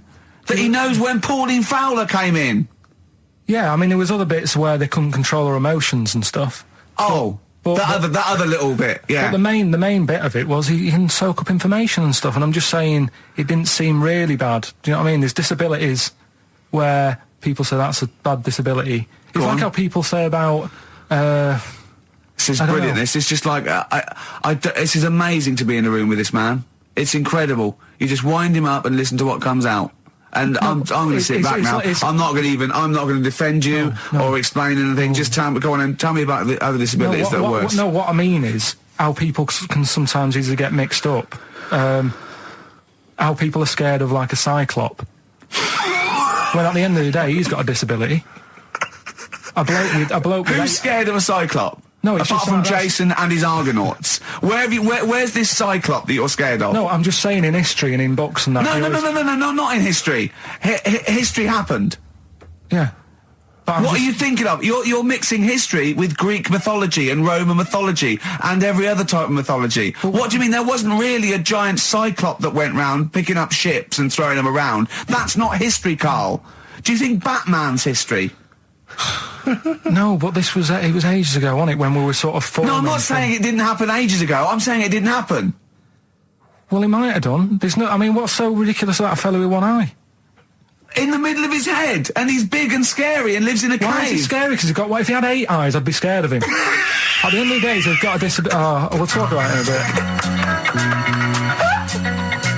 bit. 4.9, I'm Ricky Gervais, with me Stephen Merchant. It's the best of. You've been voting in all week, sending your emails, so here's the clips that you wanted. So on then, do a film review, quickly. Right, well today on film review, we're doing classic films, and today we're looking at Elephant Man, John Merrick, one of his better pieces of work. It's a sad film. I've never really been able to watch it all the way through. Sorry, John Merrick's better piece of work was him being the Elephant Man, played by John Hurt. Yeah. Go on then. Sad film. When I was younger... Tell us a bit about it. What is it about? Who's John Merrick? It's about a fella who's got a funny head.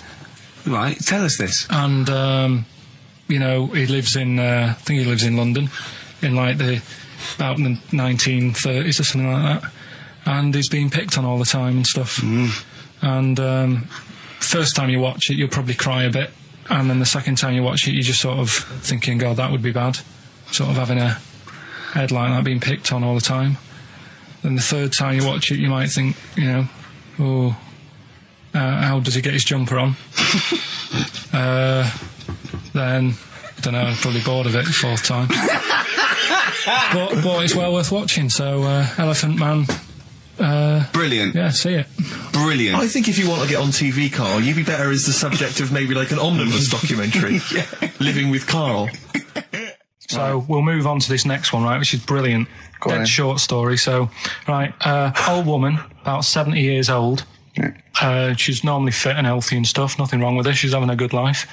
And one day, she goes for a check to the doctors, just to check herself out, because she's getting on a bit. He says, take your clothes off and that.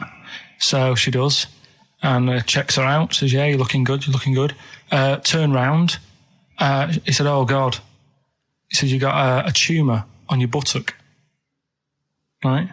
So she goes, oh, can you do anything to sort it out? So they go, yeah, we could book you in for an operation. It's best if we remove this. Books are in for an operation. Operation day comes, strip her down and that. They're all stood round, the doctors. Start to operate. It only turns out it's a pork chop that she sat on 5 years earlier, and it had stuck to her buttock. Right, Carl. I can forward you. Serious. Right, okay, Carl, I'm telling you now, I'm leaving. I'm never doing this show again. No, I'm serious. Honestly. You're talking. I've never had such. What do you mean? You couldn't believe it? No, when I read it, I said, I've got to tell Ricky This that. woman had a pork chop stuck to her arse for 5 years, you mental case. Of course she didn't. I had some exciting news this week, Carl. You'll be pleased to find out. I'm worried that you might get a little bit jealous because it's obviously going to impact on your world quite strongly. Because I know you think you'd like things to be quite samey. You like the status quo to be maintained. You like the fact that in the past, we've had some crosswords. Because I remember. What did you think of me when I first walked in? When I first came in on the first day of XFM? I don't know why you're making a big deal out of it. Because I'm just being honest, though. I'm just being honest about a lot of people who see you for the first time sort of go, well, he's a bit weird. I know that, Steve, that you brought it up, and then you're again. But I'm sure that wasn't what he said before. No, did he say before? He's a bit weird. Yeah, he looked at you, and I knew. I could see by the look on his face. You know when you know your kid, and your kid's sort of scared of something, and they go, "Why's your kid?" He goes, "Oh, he doesn't like pigeons or spiders." Right. It was like that when I saw Carl, and I brought you in, and I went, "What do you think of that, Carl?" I could see the look on his face that he was disturbed. Sure. And then, as he said, you get used to it, don't you? Yeah, you get used to it. And you have changed a little bit. Your hair's a bit smarter now, and you got some nicer glasses and that, I think. Or I might have just got used to it. Whoa, don't bring it up, Steve. Don't look at me like that. So you say that you think some other people in the office thought the same? Do you know that for sure? Carl. Did you discuss it? Carl. Yeah, I think they do, yeah. Okay, leave it there then. But not just in the office, as you walk through the building. Oh, it's worse than you ever thought. Well, no, it's not worse than I ever thought because, as you well know, Ricky Gervais, what did I do on Thursday morning? Oh, is this the thing... For those that perhaps are not of the female persuasion listening, there's a magazine. Apparently, it sells quite well. It's one of the sort of female, issues magazines. I think it's called Company Magazine. It's like your sort of, I guess it's a bit like your Moore or your Vanity Fair or whatever. Anyway, they run every year the 50 most eligible bachelors in Great Britain section. Ding dong, hello. Who's in there this year? In the 50, in the top 50 of the entire country. And then they vote, and they put them in order and see who's the most eligible bachelor. But that's 50 people, right? It always annoys me slightly because bachelor, it kind of seems like a more sophisticated word for loser. Yeah, doesn't it? Which always sort of unnerves me slightly. And also they try and do a different 50 every year, so they're getting pretty desperate to get different ones. No, because also a lot of people who are sort of like successful, are married, so there's very little to... No. There's a huge... I don't know if this is international. It could even be international. I'm not sure, actually. So I could be up there with the likes of Justin Timberlake, etc. So Fred Durst... Yeah, that sort of person, So anyway, this is what's exciting, right? Although I'm slightly frustrated because they were telling me that last year, all right, because what happens is the readers of the magazine, they vote for who they think is number one most eligible bachelor, right? Last year, the prize was a 2-week trip in the Bahamas. Okay, this year. I'm rather annoyed because all I'm going to win is a moped. That's the prize this year. That's the prize this year, a moped. Whoa, backtrack. What? Sorry? Last year was a 2-week trip to Bahamas, and this year just a moped. All I'm going to get is a moped. All you're going to win is a moped. Yeah, you've got no chance. You've got no chance. Who else is in it? Well, I mean, I don't know lots of people you'd never heard of. I know Duncan from Blue. Ding. So you're second to him at least already. I imagine you're going to come behind the other 49. No, because there'll be people voting for me. They get to vote for me. Yeah, Steve. They'll see my photo and then they can vote for me. Yeah, according to Heat, I was 22nd most sexy man in the world. I better take that helmet back. I would. It's that thing, though, you see. This happened years ago to me, right? When, you get pally with someone and then you wind each other up and then there comes a time when you just go over the line. Yeah. Right? What happened? Well, it was this lad called Anthony, right? Who was my mate. Yeah. And we used to sort of always have a little fight in the toilet and that. Right? Sure. Punch each other. No, I want to wipe it. And the punches, used to get harder. And stuff. And then, so he hit me harder. Turned out into a proper fight. Yeah. I chipped his tooth on the sink. Right? This happened at school, and it was time for assembly, and I thought, and he's in the toilet crying. I thought, go to assembly. There's police in there in the assembly that day telling people about unnecessary violence. And you thought they were there for you? So I'm like, oh no. Anthony's going to come in a minute, like crying with all blood coming from his mouth. So I'm going to get arrested. Yeah. Did you go running and sleep? That was an example of... Yeah. I mean, it kind of happened because I went out with a girl who he fancied. How old are we now? About 8 or 9. I think that's out of order, going out with a mate's girl. Yeah, but she didn't like him. He had like big ears and that.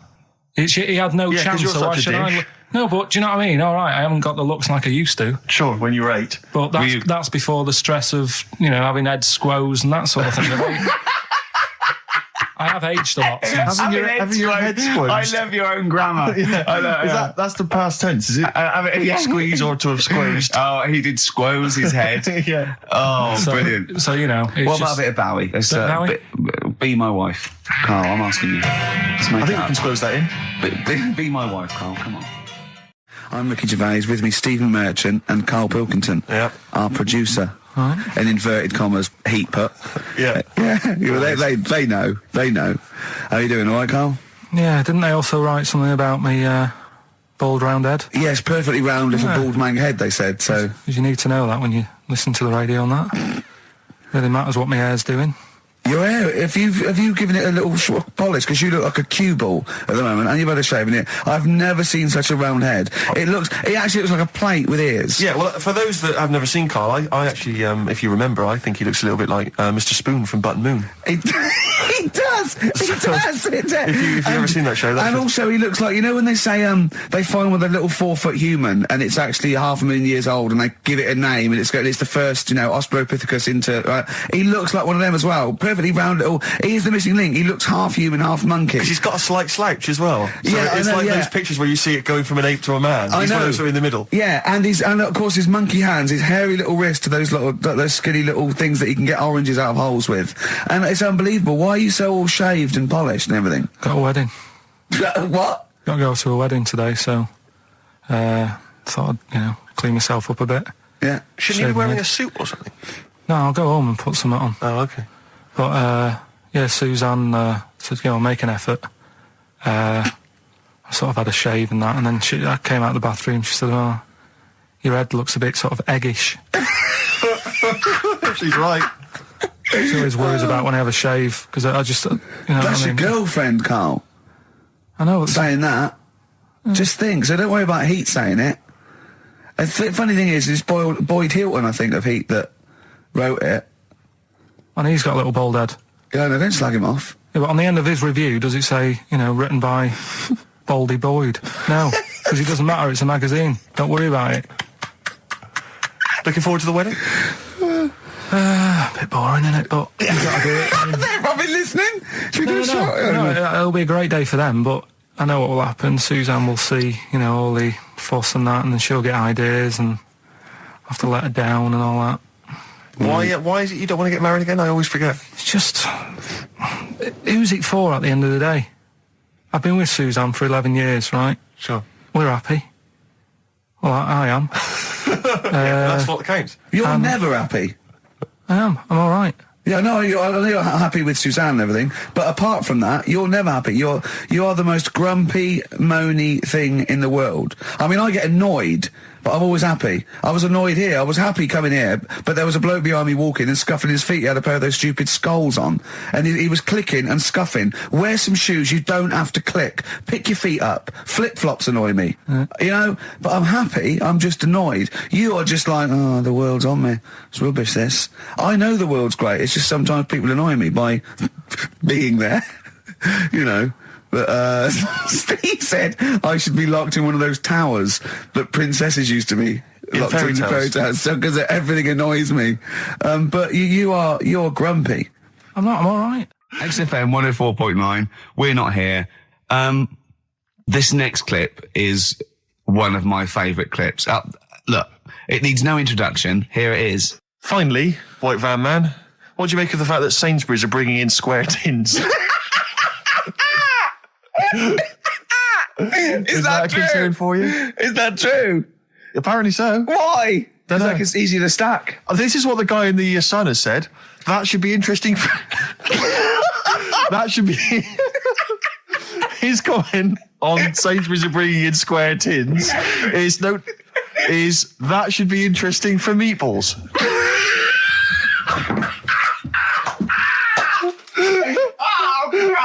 Ricky's just collapsed on the floor. Let's just play a song, Carl. I don't think even you can top that. Cooper Temple Claws. Who needs enemies? Good question, lads. Nobody. This is XFM 104.9. I'm Ricky Gervais. Oh, they should print a little book of those. They're great. Oh, how you can relate any song or artist to anything else. Easy. Joyful. Easy. Well, yeah, so me and Karl went out for a beer, and it was great, wasn't it? Yeah, We started yeah, off, good. and you met my mate Robin, didn't you? Yeah. And some of the stories. Do you want to tell Steve some things about Robin that you Robin, learned? do you know him well? Yes. Well, do you know about his worm problem as a kid? Go on. Right. What I can remember is he had worms as a kid. Not sure how you get him. He never answered me. He was getting a bit touchy about it. Right. This is like the second time I met him. And I think he was a bit annoyed that Ricky told me about his problem. What Yes. now? Straight away, you not being there, instinctively, what do you think went on with this story about worms? My suspicion is rather like when you told a group of people that Robin had once suckled milk from a cow's udder. It's all right. Did you mention that as well? Yeah. Yeah. My suspicion is that, like the cow story, the worm story is not true. But And why would he get so sort of uppity about it? Well, Because it's not true. imagine if that wasn't the first time he'd done it. Imagine if he did that every single time he was with somebody for the first time and Robin was just met them. He will tell that story to anyone. But they do say there's no smoke without fire. Oh, Robin! I also told him that the way Robin cured these worms was because the doctor told his mother, right, to hold a piece of ham or cheese near Robin's anus so the worms would come out for the food, and he believed it. I Tell you why, though. I said to Robin used to sit on spam to try and get the worms out, and he believed it. But Steve, right, do you remember that story about 3 or 4 years ago where there was some bloke in the army? He went away to somewhere, Vietnam or whatever. He was messing about in the woods. Messing about in the woods? Shouldn't he have been fighting? Whatever. Yeah. Right, and he walked through some lake, and I think he'd cut his toe or something on something, and some worm of some sort crawled in the gash. Yeah. And it was in his body, and the doctor said, we've got to get this out of your body. So what they did was, they said, right, the thinnest part or something of your body that things can crawl through is on the top of your head. So they wrapped Where the skull is. So they wrapped some bacon. No, they didn't! They did. Because that's that right. thing. So he's gone in via the toe. So what we do is, I'll tell you what, that worm's probably heading straight for the head. We'll put a bit of bacon on it. The thinnest part of the body is the skull. Of course it's not the thinnest part of the body. It's where your brain case is, isn't it? It's the skull. There was a reason for it. And it was like they stuck some bacon on his head. And As ever, the vital piece of information, i.e. the reason, Karl seems to have forgotten. Because the worm was in his body, and they said everyone likes to smell of bacon. Including worms. Even a Vietnamese lake worm. They love Remember bacon. Remember last week when I said about the little fella with the bone with no brain, and you were proved wrong? No. Please. No. We were saying it wasn't a little fella. We were saying it was a stillborn child. It wasn't a little You're fella. changing it now. You weren't having any of it last Right, week. hang on a minute. I'm getting confused. There was a Vietnamese snake that went inside of a soldier. A little like maggot or some sort that you have to get out of your body because it causes problems. Yes, and so in order to get it out of the body, they strapped bacon to his head. Yeah. That is great. This doctor. And did that work? I think so. They had a picture of him smiling. Oh, God, what, the worm or the bloke? The bloke. Oh, dear. Honestly, I hope someone knows the story. Right. It was about 3 years ago, I reckon. Okay. And, yeah, it did work. GI bacon. So this is why the worm burrowed out of his head to get the bacon? Get to the bacon. Right. That's great. So this is why when Robin was telling his story, I was a little bit disappointed if it wasn't true. Right. Because in a way, You know Robin's never been to Vietnam. No, but what do you really think that Robin, well, as Robin said at the time, Karl, why would I sit on ham then tell Ricky Gervais? It's a very good point. because if you was a kid, you do daft things like that as a kid. Right. He know is what I mean? telling Ricky Gervais, though. Yeah. And then, bless him. Okay. And then anyway, Robin left, and I tried to chase him, but he got away. He knows that and then we had a few pints, and then Carl embarked on some of the greatest stories ever told. Can you tell the story about your dad? Let me run it by. I haven't spoke to him all week, so let me run it by him. Okay, play records. Because, you know... What we got? We've got one of Steve's... Yeah, well, bizarrely enough, this comes from the Teachers 2 soundtrack, the soundtrack to the current TV series. There's a slight whiff of nepotism in the air. Yeah. Rick, would you like to explain why? Well, that's why you're doing it. No, my girlfriend worked on it. But Yeah. you were going to play this anyway, weren't you? Well, I was, actually. Bizarrely enough, I was going to play some I Am Clute, and this is from, as I say, the Teachers soundtrack. This is called To You. It's a good track. That's I Am Clute, a track called To You from the Teachers soundtrack. That's also got, I noticed, the Electric Soft Parade, The Hives, Star Sailor, Feeder, Turin Breaks, Mercury Rev on there. It's a good little collection. Lovely. Carl has just had confirmation. He's looking smug because someone phoned up and went, it is true, it's a Laogai chi worm and you wrap bacon around your head. That's all the bloke knew as well. Yeah. And his name was Gary. Yeah. So I'm not having it. No. And he said, see, that's why the Robin thing isn't so weird. He said, but when you said he tried it with cheese, he said I was having none of it. He's got standards. Strokes, hard to explain. Like Carl, really. Yes. Yes. So, Carl, concentrate. Yeah, go on. So, we'll leave the worm with the bacon wrapped round the head, shall we? Well, if you're ever caught in the jungle, Yeah. Always carry some... bit of Danish. Good advice. Lovely. Eminem, Sing for the Moment, on XFM 104.9. I'm Ricky Gervais. With me, Steve Merchant, with 5 little hamburgers. Got 5 burgers here, yep. And so I don't know, how should we begin, Carl? Do you want to just look at the size of these burgers? They're quite small. Look, they can see it on webcam, can't they? They can see us stuffing these burgers into your mouth. And by the way, I'm filming this, Steve. Look, Brilliant. Look, I've got a little camcorder. We'll put this on unseen footage on a DVD or something. Or maybe on the website. On the Oh, Carl, what if you break the record? Okay, Carl, I'm coming round now to just monitor this and adjudicate. What's the web? If you want to see this on the webcam, what is it? xfm.co.uk. Right, okay. Hold on. So- Can I, Steve, I'm can not I being do that? funny. I'm not being funny, right? But I think I have got like a bit of a wheat thing. You've got a bit of a what? A wheat allergy Oh, thing. don't give me that. No, seriously, my head's... I've been eating a lot of shredded wheat recently. And my head's got a bit bigger. Carl, I don't think you can let us down now, mate. So you just got to put that first No, one in. I can't put that like that in my mouth on its... I've got to break it up. I've got to break it up. Can't break it up. Can't break it up. It doesn't say you can on the rule thing. It does. It It's got to be doesn't. a I whole can't burger. look. I physically can't. Try it. I can't look. I'd have to be Jay Goody to be able to do that. Seriously, look. Oh. Try it. Yeah, I know, but you're not approaching it right. That's it. Come on. That's all. Keep Oh, going. God, he's not going to do one. Keep going. That's good work. Keep going. How do you make it brilliant? Keep pushing. Ease it Keep in. pushing. Ease it Keep in. pushing. Get one in at least. Ease it Get in. one in at least. Get one in. Ease it in. Get one in. Push it. That's one. Let's go for another one. I reckon you've got to rip it up a bit. Okay, do that then. See how many you can get in. You've got to get in 2. No, just one. No. Well, it's no, three, I think. pack it in. What do you do? I Pack your swear. cheeks first. Honestly, Steve, my head is swelling a bit because I have got a wheat thing, a wheat allergy. That'd be good, then there'd be more room. Right, okay, look. Carl so is now that's- just sticking it in his cheek. Yeah. Don't eat any. You can't swallow any. It's like a hamster. You got to work it like a hamster. Yeah, stick it in. Come on. He looks like Marlon Brando in The Godfather. Come on. Don't lose any yet. Right. Pack it in, then use your fingers to pack it in. Come on. Wedge it in. Like you're grating the bath. I can't do this either.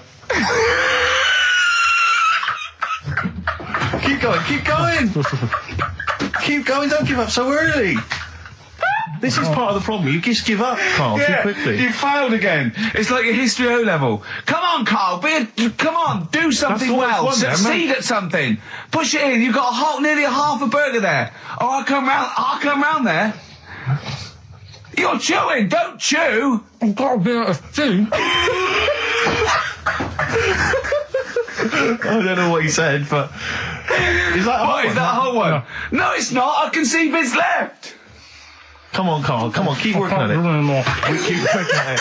But there's so much space in your mouth, I can see it. He's going red. Okay. Okay, we do another one. We're doing another one. That one then. We're doing a... Oh, are you alright? Are you going to be sick? Are you alright? Alright. Oh God, should we play a record? He's making my eyes water now. Okay, I'll find a different one for you. Find a different one for What him. about most grapes eaten in 3 minutes? I'll go.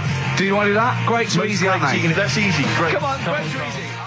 Come on, don't make him laugh. He's choking. He's choking. Oh, Come on, quick!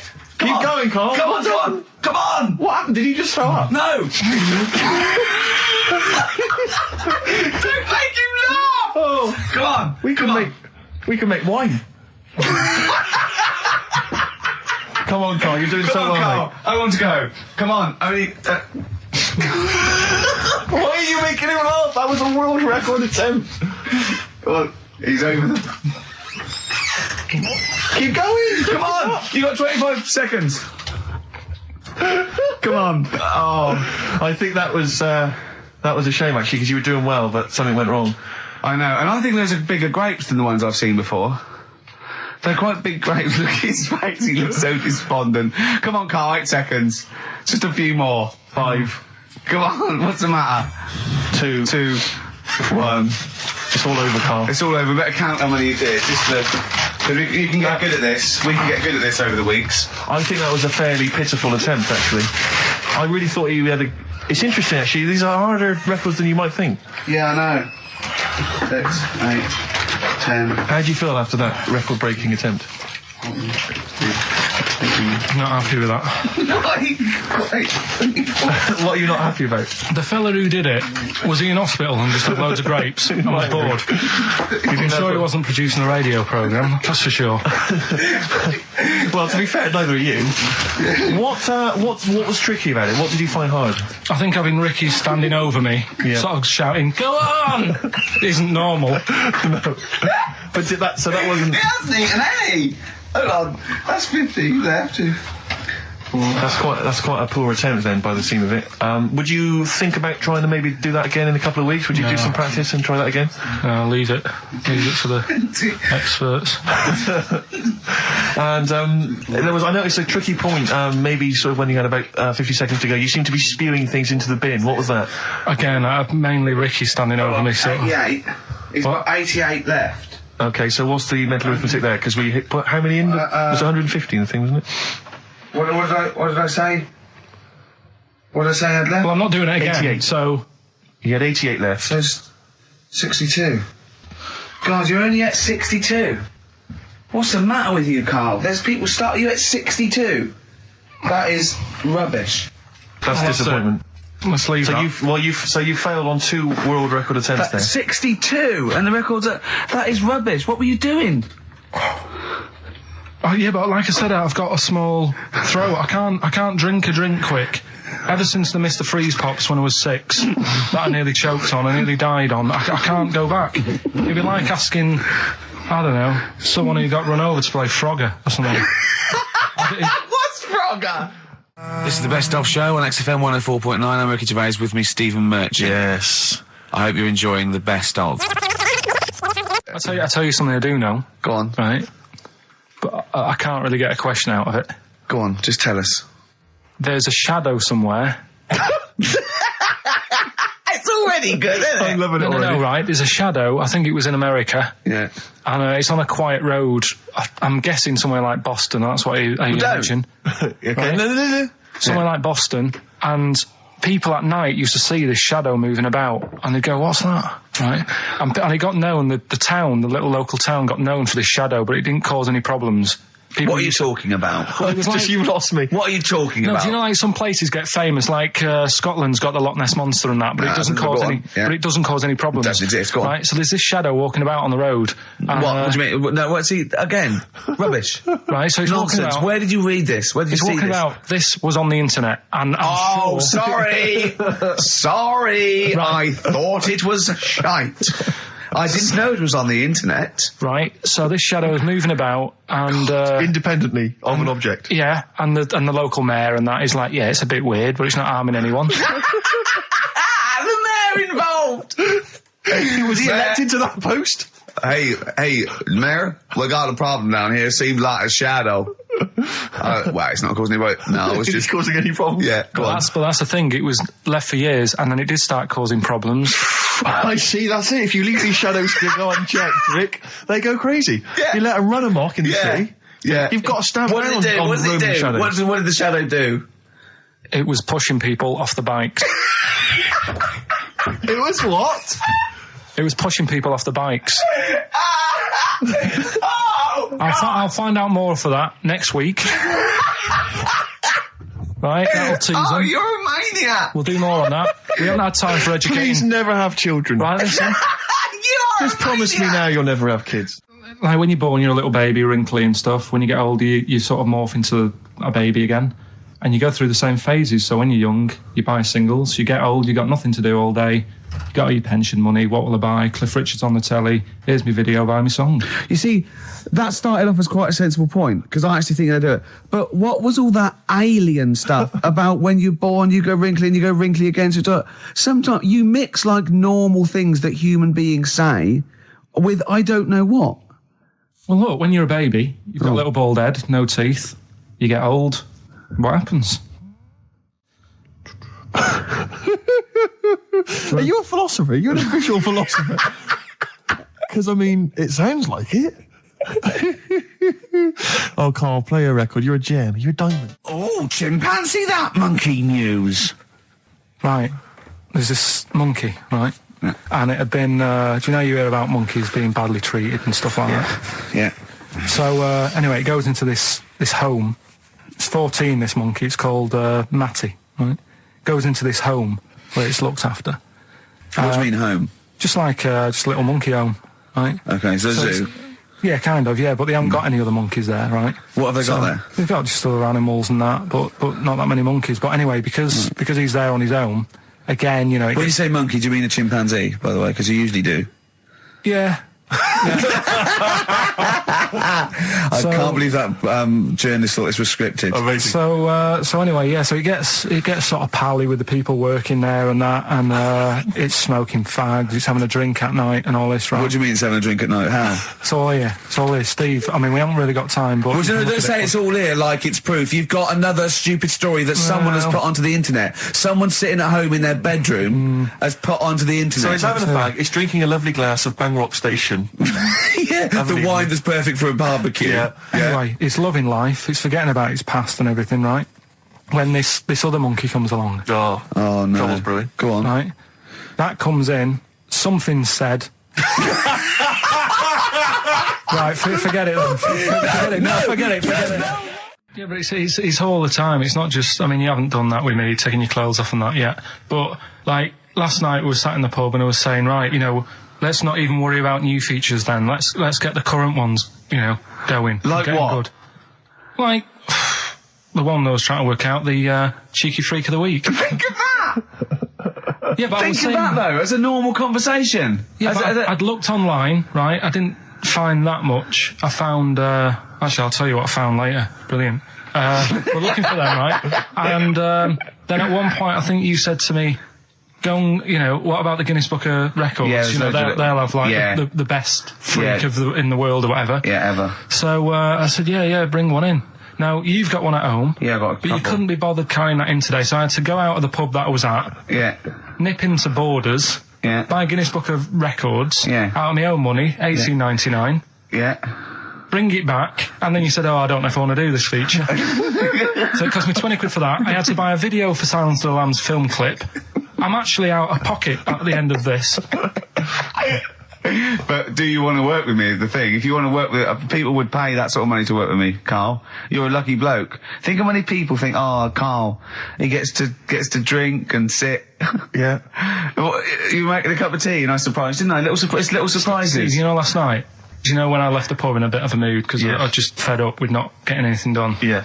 Walking down the road, I was thinking, how can I get out of this? How can I stop having to work with them? I'm thinking, I wonder if I leave, I wonder if they'll be funny and they'll go, and then my boss will be giving me stick. I'm thinking, how much notice have I got to give out? And all this is going through my mind. I'm walking home and I got in, said to Suzanne, I'm sick of it. She's going, you need to do it when I get a new kitchen. And I was like, yeah, but how big does the kitchen need to be? I was saying, do we need a big kitchen? Can we get a small one? Have we got enough for a small kitchen? Do we need so many cupboards? Can we just have wood instead of steel?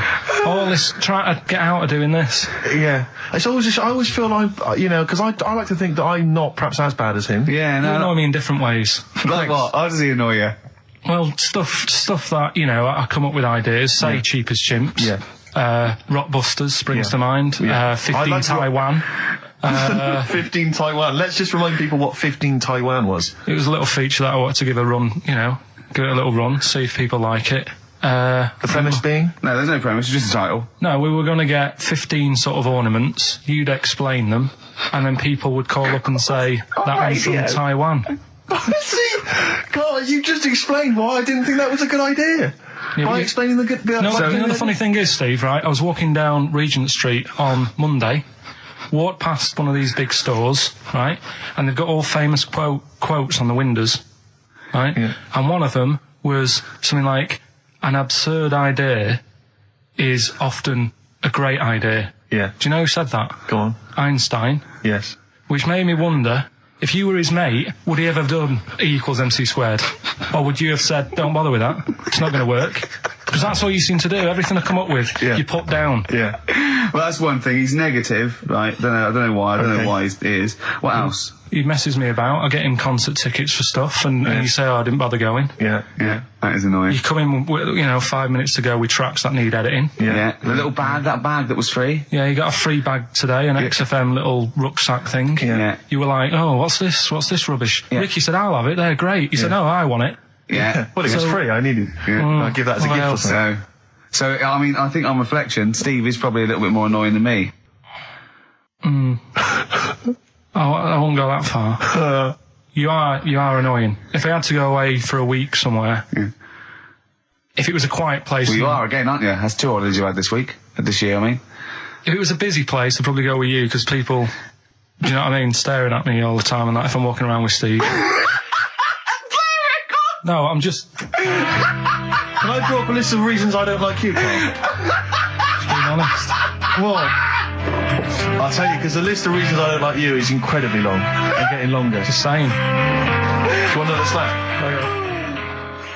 Look at his face. It was really light, right? We've had the parrot, right? These are things that I found the parrot, right? I've told you about the dog in the car wash. Right, you didn't tell me about that. You said there's a car wash for a dog. That's all you told me. Yeah, the but parrot, you said there's a parrot. What? It's a problem at funerals. Yeah. That's nothing. Do you understand? And They used to eat cats. what else have we got? There's an elephant in India with sore feet. Why? There's an elephant in India with sore feet. Now I'm interested. Why? Tap dancing. Why? I didn't write that He's much trying to about break it. Roy Castle's record. He's still going. Go on. What is it? Think. It's an elephant, and it was really old. It was about 76. Right. And it had sore feet because it's old, and They don't make stair and lifts the that roads big, do they? roads are bad and that. Yeah, go so they said, what are we going to do? And the town was like, we're used to seeing it around. It's part of the thing, we don't want it to have sore feet. Yeah. So they got some slippers made for it. And it had like a picture of the elephant looking happy wearing some slippers. I love him! I love Carl, his world! Where did you see this picture? That was on the internet. Right. That's a lesson, though, for any elephants listening. Don't wear stilettos to work every day, because it can do your feet in. So that But don't elephants have really bad memories? No, they have really good memories. Oh, do they? Yeah. Oh, well, that's good then. No, I just thought they'd forget where they put them. I thought there was something about elephants having bad memories and that. It goes on, where's my slippers? Yeah. I'm sure I left them by the test. So sorry, there's an elephant walking around wearing slippers? Yeah, that's in what India. kind of slippers? Those sort of old man ones with the sort of check. Well, round ones, I imagine. Yeah. Big round ones. There was that going on. And is it happening? Is it happier? I mean, does it feel more satisfying? It looked it. Did it look? How can you tell the elephants, please? What else is there? There was a woman who's had a breast insured for 150 grand. Right. Okay. Any more information there? What? Third party fire and theft? Don't know. It had a picture of her with them out. I just thought, you should get them covered. He's done another real joke. Brilliant. That's a proper joke. He's done look at his little face. Steve smiles. I'd like to see you on one of the sort of TV panel games. If they could bring back sort of celebrity squares, it'd be amazing as the centre square. Oh, that would be incredible. Or on Countdown in Dictionary Corner. I imagine him in Dictionary Corner. I'd come up with cat, if that helps at all. Yeah. Memblent. Yeah, what does that mean, Carl? Just anything you want it to mean. What I've got, there's a dog that's got a cough in Singapore because it smokes 20 a day. Right, okay, another one. No, it's the last one in it, so we'll save it. The last one we've got is Right, Carl. This is where he shines. This is what Carl gets Mondays off for. Yeah. Okay, Carl, what is it? You want to explain this? It's the bit when I'm in a film and sort of edit me into it, so I'm like an actor in a major film. Yeah. We've done Kes, we've done One Flew Over the Cuckoo's Nest, Shining, stuff like that. Mm-hmm. This week, it's A Few Good Men. Brilliant film. With Jack Nicholson and that. Yeah. So you listen to this, and will we give the question later on? Probably. Let's give it after this. All right. Yeah, we'll give it after we've heard the clip. I haven't really got one sorted, but I'll think of one whilst it's on. So have a listen to this, take everything in, and then the question at the end. So it's a scene where it's the court case. Yeah. All right? All rise. Call your witness. Yeah, he's just coming now. All right, Jack. Colonel. What? I'd appreciate if he would address me as Colonel or Sir. I believe I've earned it. Defense counsel will address the witness as Colonel or Sir. All right, Colonel. Bit smart today with all the army stuff on. You ever served in an infantry unit, son? Nah, brother did. He was in the army. He got kicked out though because he went for a packet of fags in a tank. Weird, that, isn't it? No, it's not. It's tragic. I wouldn't say it's tragic. I'll show you something tragic. I always carry this book around with me. I always show it to people. It's got like the top 50 weird people in the world in it, right? It's all sorts of weird stuff in it. Look at this one here. It's a fella, right? He's got 2 heads. And the weird thing is, right, is the top 50 weird people in the world. He's at number 50, he's got 2 heads. Right? Makes you wonder what's going to be at number 1, doesn't it? Are these really the questions that I was called here to answer? No, but look at it. Imagine if you were his mate. You wouldn't get a word in edgeways, would you? If you maybe he didn't have any friends. Probably right. They say, don't they? They say 2's company, 3's a crowd. So... Please tell me that you have something more, Lieutenant. Yeah, I got loads more. For this fella at number 36, look at him. 3 legs. Little fella with 3 legs, right? Guess what his job is? My answer is I don't have the first damn clue. Well, I'll tell you. He's a juggler. I beg your pardon? He's a juggler. This is ridiculous. I know it's ridiculous. You're probably thinking what I'm thinking. Why wasn't he a footballer? Be great at keep you up, isn't that? I'll answer the question. You want answers? It's just that I'd like to know the truth. Because you can't handle the truth! Gentlemen. Well, I've paid for the book, so I think I'm entitled to know why I don't give a damn what you think you are entitled to! You better get somewhere fast with this, Lieutenant.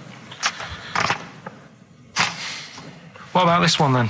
This lad here, he's 12 years old, he looks 48. What do you think? No. Why not, though? You said you didn't want to know any more about the juggler. You didn't say you didn't want to know. I know what I said. I don't have to have it read back to me like I'm... All right. Lieutenant, do you have anything further for this witness? Well, just wanted to know if you thought Mr. Webfoot at number 42 should have took up swimming, but... Absolutely. Yeah, you'd say that now, wouldn't you? Forget it. Well, I don't know what to say, really. That's Karl Pilkington in the film A Few Good Men with Jack Nicholson, acting alongside Jack, and I have to say, giving him a run for his money. I think Karl is a really good actor. I genuinely think that. Should we put him in something? Yeah, definitely. Okay. All right, what's the question? What's his forte, do you think? Just sort of playing that sort of stuff. Okay. Deep stuff. Okay. Yeah, so we can sort that out. Think of a question there out of that little lot. You've not got one? Well, what I've got, it was at number 36, whatever it was. What was it? Don't know. Let's. Who's number 50? Who was number 50? Yeah, all right then. Okay. Yeah, who's number? What? Yeah. Well, yeah. What was odd about the guy who was at number 50 in the 50 weirdest people list? And just text in 83 XFM and put your address on there as well and that. What prizes are there, Carl? Loads of stuff. Yeah. Let me just have a quick look. Oh, that's actually not bad. There's Lord of the Rings on there. Michael Palin's Around the World in 80 Days. If you've not had a chance to see that yet, it's been repeated about 80 times. Look Around You, which is an excellent show. That's really funny if you've seen that. There's some other good stuff. That's not too bad. And also the relatively poor stand-up DVD, Ricky Gervais's live animals show, which is mediocre. Can't give him away. Yeah. All right. And you can win all those prizes if you can answer which question again? Who was the fella who was at number 50 in my book? What was up with him? Excellent. Right, so let's got to play Thorns. some Thorns. Yeah? That's the most beautiful track I can't get enough of this. You'll love it. You'll love this. Billy Bragg, the Sunday Boy on XFM 104.9. Ricky's laughing because he's just thrown something at Carl. It made him jump. Yeah, that's worked well. Here are the prizes for the film quiz thing, which I think is what it's called. Brilliant. People will be loving this. It's Trance Anthems, Brilliant. 2003. We know we got a lot of trance fans listening. The best air guitar album, obviously. Yeah, of course, yeah. The best club anthems. Yeah. Series 1 of Happiness by Paul Whitehouse. The very best of Father Ted on DVD. We got Teachers. We got Knowing Me, Knowing You. Not too bad. Yeah, a few bundles there. Good stuff. Christmas gifts and things like that. So That Knowing Me, Knowing You, I've noticed on VHS, which is good. yeah, That's quite quaint. Excellent. Brilliant. All right. yeah. So explain the conceit of this? It's when we sort of dig out a film that I've been in, and this is. I don't know if I'll tell you what film is because that might be the question. Thinking about it, because there isn't that much going on in the clip. I think we need to know what the film is. Do you? Yeah. All right, it's Rain Man. Okay. Why is he called Rain Man? Is that going to be the question? Yeah, I know the answer, Carl. Don't worry. Don't look at me like that. I do. Oh, well done. Yeah, you watched the film. Yeah, you should. Right, so it's you, Carl, in the film Rain Man. Yeah, it's the bit when Tom Cruise is in the doctors with the ill man. All right, there we go. You ready? Well, I'm not a psychiatrist, but I do know that his brain doesn't work like other people. Wait, I am sat here. Don't go talking about me like I'm some sort of div kid. Got a good brain. Works well. It stores all sorts of information and stuff, doesn't it, Tom? He remembers things, little things sometimes. Well, don't say like that, little things, as if it's stuff that isn't important. Are you good with numbers? The doctor's asking you a question. Yeah, no, I'm just thinking. Good with numbers. It depends. Not that good at maths, but I remember facts that have got numbers in them. Like I know that 1 person in 2 billion will live to be 116 or over. Right? Weird thing is a lot of them are Chinese, so, sort of makes you wonder if they're lying. I'm afraid I don't understand what you're talking about. What do you mean you don't understand? It's not... All right, here's an easier one for you then. Goldfish have better memories than people think. He's right. He's right? Yeah. See? There you go. Goldfish related. Oldest goldfish in the world was 41. No. Yeah. Funny thing is there, if it was a goldfish with a dodgy memory, it could have been older. Could have been, pushing 45. So. That's amazing. I mean, that is amazing. He should work for NASA or something like that. Well, don't go that far. They're the sort of things that I like reading about. I've got that big book there.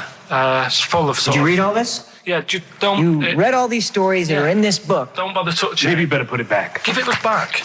Get off. Okay, no, Ray, take it easy. I'm not gonna... I won't touch anything else, Ray. Come on. It's okay, Ray. It's okay. Come on. Can I ask you something else, Raymond? No. Well, you've annoyed me now. You've kept coming here saying I'm daft and that and messing with my book. Just go, will you? Excuse me. Were they messing with your big book of freaky facts? Yeah, that's out of order. Good. Right. So what's the question? Why is he called Rain Man? Yeah? Yeah? Everyone happy with that question? Yeah? Yeah. Okay, ricky.gervais@xfm.co.uk. Why is he called Rain Man? Right? Yeah. Right, okay, are you in a film this week, Carl? We're doing that now. Yeah, go on.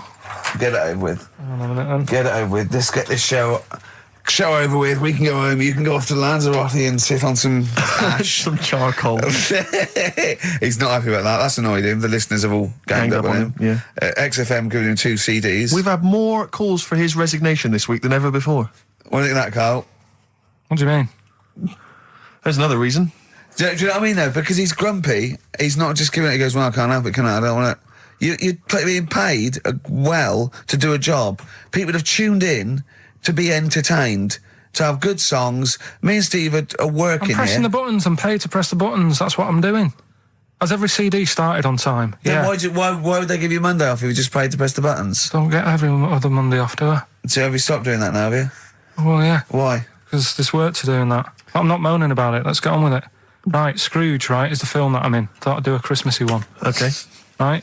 Yeah. So get people in the Christmas mood and that. Yeah, you have. Yeah, you have got people in the Christmas mood. You're like Santa visiting them. So It's you in the film Scrooge. Yeah. Which Yes. version of Scrooge? The old one. Is it? If it's just you moaning with bells, I'll be annoyed. Right, go That on. is essentially Scrooge. yeah. Right, Scrooge, listen to this, and then there's some question at the end. All right. And you can win some stuff and that. Yeah. All right. Yeah.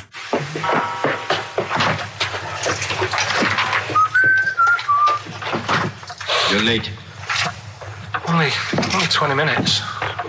What do you mean by coming in here at this time of day? I've just been doing some Christmas shopping, haven't I? Probably do some more shopping on Monday because it's my day off, isn't it? Yes, I know it is. You don't have to tell me. Do you want to see what I've bought Suzanne? No, thank you. I don't mind showing you. It's only a Christmas present, isn't it? Just bought some more condoms. Why? Well, I bought some last year. Got 2 boxes. They all got used, so... I'm very glad to hear it. How much do I pay you? Why are you asking? The presents I buy has got nothing to do with what I earn. Like I say, if I won the lottery, I wouldn't go mental on her. Do you know what I mean? I probably wouldn't even tell her because I think she'd want to travel around the world and all that, and I'm not into that, to be honest, so I'll probably keep it quiet. Why? Well, once you've been around the world, where do you go next year? Each to their own, though, innit? You know what I mean? Well, what do you want? What for Christmas? Not that fussed, really. And you, it's just as well I'm not that fussed, because do you know I do some work at XFM? Do you know what they're giving me for Christmas present? Nothing? No, might as well have been nothing. 2 CDs. That's it. I was well fed up. I'm sure you will. They give you a list of about 30 albums and you get to pick 2 off the list. So I've gone for Kings of Leon album and Best of Bob Marley. Mr. Marley has been dead these 7 years. In fact, he died 7 years ago this very day. Did he? Do you know what sort of donuts Bob Marley likes? It's not my business. No, it's not a proper question. It's an old Peter Kay joke. He likes the ones with jam in. Do you get it?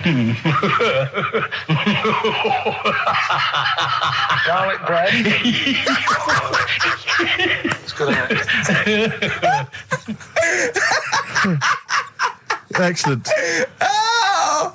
Carl, well done. Carl in Scrooge there. The only man more mean and depressed generally than Ebenezer Scrooge. Oh, dear. Oh. What's the question, Carl? Well, if people have been listening from the start, right, what albums am I getting? Yeah. Is that good? Mm-hmm. Good, yeah. What albums am I getting from for working for this place for 6 years? All right. Ricky.Gervais@xfm.co.uk. Another big moment here. We've had Rockbusters. Now we're going to have Carl's film quiz thing, isn't it? Yeah, it's a film quiz thing.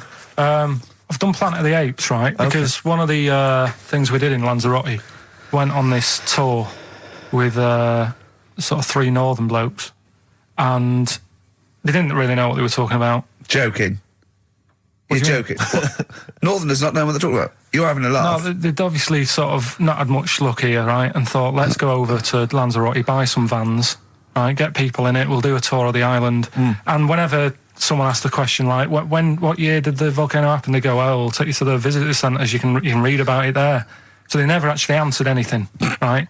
So they were useless. But one of the things that they told us was that Planet of the Apes was filmed in Lanzarote. Right. Okay. Right. That makes sense. A bit of it. Well, does it? Does it make sense? Well, what do you mean? Well, maybe it was, maybe it wasn't. Okay, anyway. No. I mean, if they wanted to show sort of an Aaron, sort of barren, sort of post-apocalyptic sort of subject, choose where you went on holiday. Yeah. Obviously. Yeah, but when we were there, he took us to this sort of beach, and I said, "Is this where they did it?" And he was like, "Yeah." I said, "What? Right there, yeah." And I watched it, and I couldn't see where I was. Yeah, you know that if you watch a film from 1968 and you've been to the same place, you're not going to feature. You're not going to see you in the back walking along the beach. It's a new one, new Planet of the Apes. Oh, the recent Planet of the Apes. Yeah, that's what they said. Yeah, right. So I thought I'd sort of. Now that sounds a little bit more far-fetched. I'd have thought that was probably a lot in Hollywood. Yeah. Well, anyway, is this the current Planet of the Apes or the old one you've done? Current Planet of the Apes. This is the recent one. All right, therell be a question at the end of it, so listen on that. Is this entertaining to anyone, this? I mean, just take the last 4 minutes of conversation. But seriously, Rick, who cares? I don't. Do you? No. I don't.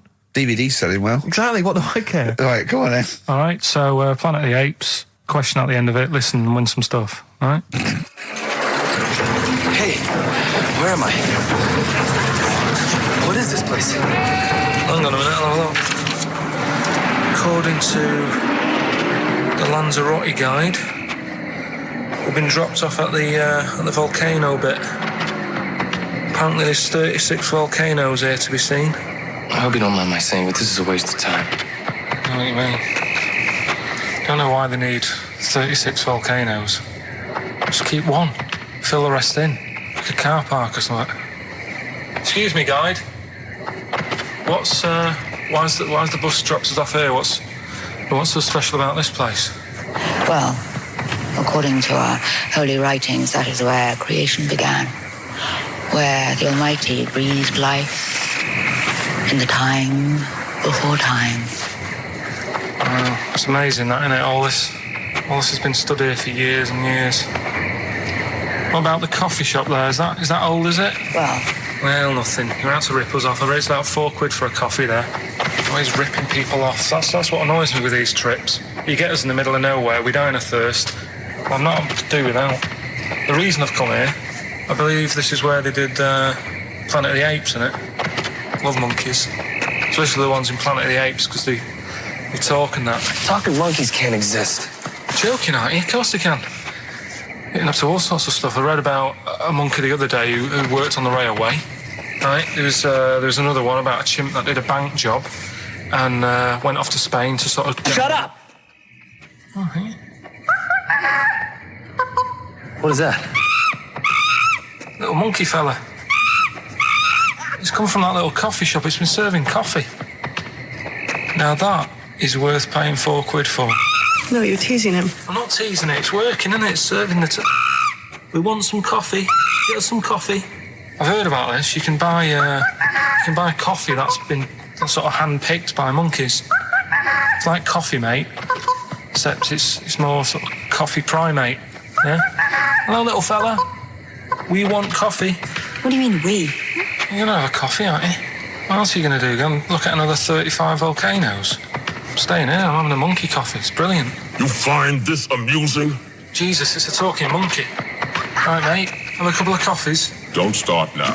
We're off duty. I'm starving. What do you mean you're off duty? Have you bananas later? Just get us a couple of...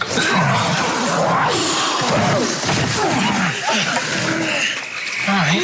I understand that you're tired and you've probably been on your hands all day.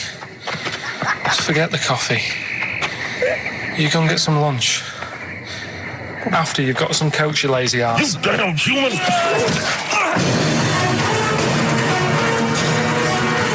Helpful. Lovely. Excellent. So, what's the question? If you've been listening to the whole show, how many volcanoes do I think's on the island of Lanzarote? Okay. Yeah. I might have it wrong, what I've been saying, but it's roughly around that. Yeah, so what have you been saying? Yeah. Yeah. Brilliant. Ricky.gervais@xfm.co.uk. You're more likely to win the prize if you leave your address on the email. Yeah. Because otherwise we can't really be bothered to phone people or email them back. So, Good point. Put your address on there and you could win some crap. In a jiffy bag. And it's Ricky Gervais, Steve Merchant, Karl Pilkington hosting the final show. Exciting. Which means the last film quiz. Karl puts himself in a film. Claire's on next week, by the way, and then Adam and Joe. Then Adam and Joe, brilliant. Adam and Joe coming back. So that's Excellent. They're excellent. Right. Matt Lucas said he'd do a show. Give him a call, and maybe him and Dave Williams. Yeah, might Big do things that. that. Might do that. Yeah, very good, wasn't it? Yeah, it'd be all right. Yeah. Right, the film thing. This is when we get like a film, and I'm in it, right? So I'm doing. We talked, a bit about gay fellas and that today. Yeah. So we're doing When Harry Met Barry. Okay. All right. Yeah. And listen to this, and then there'll be a question at the end, and you can win some more stuff. We've got DVDs. Some more shite. Some more good CDs and DVDs and that. All right, let's hear it. So When Harry Met Barry. All right.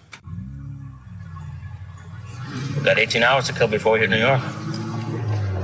I know, yeah. Brought a few books just to kill a bit of time on the journey. When I buy a new book, I always read the last page first. That way, in case I die before I finish, I know how it ends. I read a book like that once. Not on purpose, though. It's just that all the chapters have been put in the wrong order, so it's a bit annoying. Got to chapter 1 before I realised. Are you finished now? Yeah, I bought another copy of it and read it in Lanzarote. It was all right. Good read. Listen, we're only staying in New York for a couple of days, aren't we? Because the place does me head in a bit. Oh, really? Yeah, it stinks, doesn't it? It's a really dirty city. It's noisy. It's funny, the people who live there call it the city that never sleeps. I'm not surprised with all the noise. I couldn't agree more. Listen, I know you're gay in that, right? What is the attraction with New York for you lot? What? Because it is like the gay capital, isn't it? They all love it. Even that Rod Stewart song, that Killing of Georgie, that was set in New York, wasn't it? Yes, it was. Yeah, well, that song was about a gay fellow, wasn't it, who moved to New York and ended up getting beaten up. Not a great advert for the place. You keep going there. Weird. Actually, I know why you like it. It's because it's a city that never sleeps, isn't it? You lot like going out late. You sort of run your life at a different timetable to everyone else. Are you finished now? No, I'm not being funny. I'm just saying. Just don't think you should live your life like that. Why not? Don't start getting angry. I think I'm entitled to throw a little anger your way. Especially when I'm being told how to live my life. Yeah, you're right. It is your life. And that's what I'm saying. Don't be dragging me into it. What? Well, you know I'm not gay, so why did you buy me a butt plug for my birthday? I'm not going to use it. What do you want me to do about it? I take it back, okay? I take it back. Right. Want to spend the night in a motel? No. Why not? Because you're gay and I'm straight, that's why. Why aren't you seeing anyone? Well, I'm seeing Suzanne again.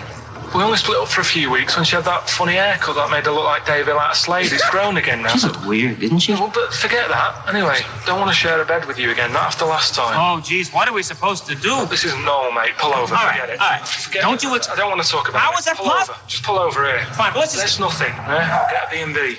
And by that, I mean bed and breakfast. Not bull and bollocks, as you call it, right? Get one thing straight. Not interested. See ya. Oh dear. Excellent. Oh, little Karl Pilkington. When Harry Met Barry, it's a classic film. What's the what song was I talking about? That, yeah, we know. What song was it? Yeah, what song, yeah. Okay, artist will do, or the song title, whatever. Yeah, okay. Email only ricky.gervais@xfm.co.uk. We can squeeze in a tune and then I hope the final Monkey News. Oh, what tune have we got? How long is it? 3 minutes. It's a nice one, though. Brilliant. Bit of Amy Man. Fantastic. Right. What have we got now? Right, so we're looking into animals that we get rid of. I've spoken to someone about snails. I've spoken to someone about jellyfish. and that, and looking at cockroaches today. She's an expert. She's just not just some random person. No, she works in a museum, a good museum. I said I'd give it a plug. It's the one near Knightsbridge. It's got dinasaurs and that in it. It's worth seeing. And Natural History Museum. Yeah. So, it's not sure. He's not sure. This is what happened.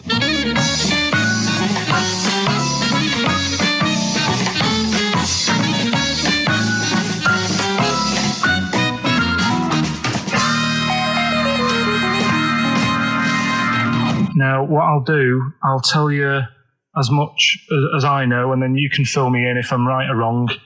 And then at the end of it, we'll get to the bottom of whether we need them or not. Okay. All right. So, first of all, the first thing that I found out is that they have 18 knees. That's not exactly possible. They're insects, so they have 6 legs. Yeah. And a knee is usually the junction between femur and tibia. That's sort of classic human knees and every other animal knee. So with 6 legs, you can only have 6 knees. Could somebody sort of got mistaken for seeing one that was a bit double jointed? I think you're grasping at straws or something. All right. Well, we might have to come back to that one then. Okay. They can hold the breath for 40 minutes. Well, they don't do that because they don't breathe in the same way as us. They breathe through little spiracles, holes down the side of the body. So, no, they're not a very apt simile because the method of breathing is so different. What do you mean? Because insects have a totally different system. They don't have lungs in the way that we do and just breathing through one part of the body. They're actually breathing through every segment of the body all of the time. So even though they've got their mouth shut, they might be able to Their mouth slide. has nothing to do with breathing. So only just feeding. So you see, maybe that's where someone's gone wrong. Someone's got hold of one and sort of taped its mouth up or something and got bored after 40 minutes and said, well, we'll call it That's a right. pretty unkind thing to do to an insect, even to a cockroach. Yeah, but it's all... You can't do that. Yeah, but... No. Pretty unkind thing to do anything, even a cockroach. Something else I found out. Yeah. They can live for a week without an head. Well, that's true if they don't bleed to death in the process. But the weird thing is, when I told you that they had 18 knees, you seemed a bit sort of like, don't talk ridiculous. But then we're talking about an animal that can live without an head. So there's a little bit of truth in that one, yeah? Yes. Why, when it was invented, has it got that facility? Say if someone said to humans, we could do that with humans, and, you know, if you lose your head in some accident, it gives you a bit of time to sort of go back to your family and maybe write them a note. You won't be able to have a chat, but write them a note saying, it was my own fault, and it was nice knowing you. Well, that would be a useful facility, I agree. But cockroaches are great survivors. I mean, they've been around for over 300 million years. They're one of the most primitive insects. All right. Well, I've also... is it true that they do a lot of resting? Apparently they can sort of rest for 75% of the time. Rest? Yeah, they just sit about doing nothing. It's probably true of a vast proportion of the world's fauna. I mean, maybe the 25% that they are working, they're really giving it some, so it might make up. They're probably searching out food and, they can slow down considerably. You can chill insects in the fridge and they'll become very, very quiet. You might think they're dead. Yeah, but I'm sure, you know, if we were sat in a fridge, you know, we'd go a bit quiet, wouldn't we, you know? Well, you might not know much about it, of course. Yeah, but... You're not quite reading the right sources. Well, I've been using the internet. I'm sure there are many useful sources that you could find there, but some of those seem to have been a little misleading to you. So you don't agree with a lot of what I've told you there? No. So cockroaches, can we get rid of them? No. So we're keeping them then? I would say so, yeah.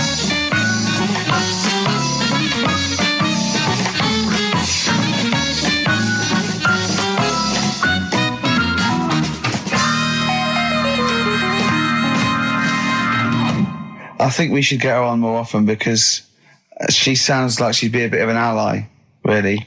Because she knew immediately that you were talking nonsense. She even said, I think you should be more concerned about your sources, which I've been trying to tell you for a year, right? I mean, 18 knees, where did you get that from? It was on the internet. They can hold their breath for 40 minutes. I mean, I don't know what you read and take on. Mad world, don't it?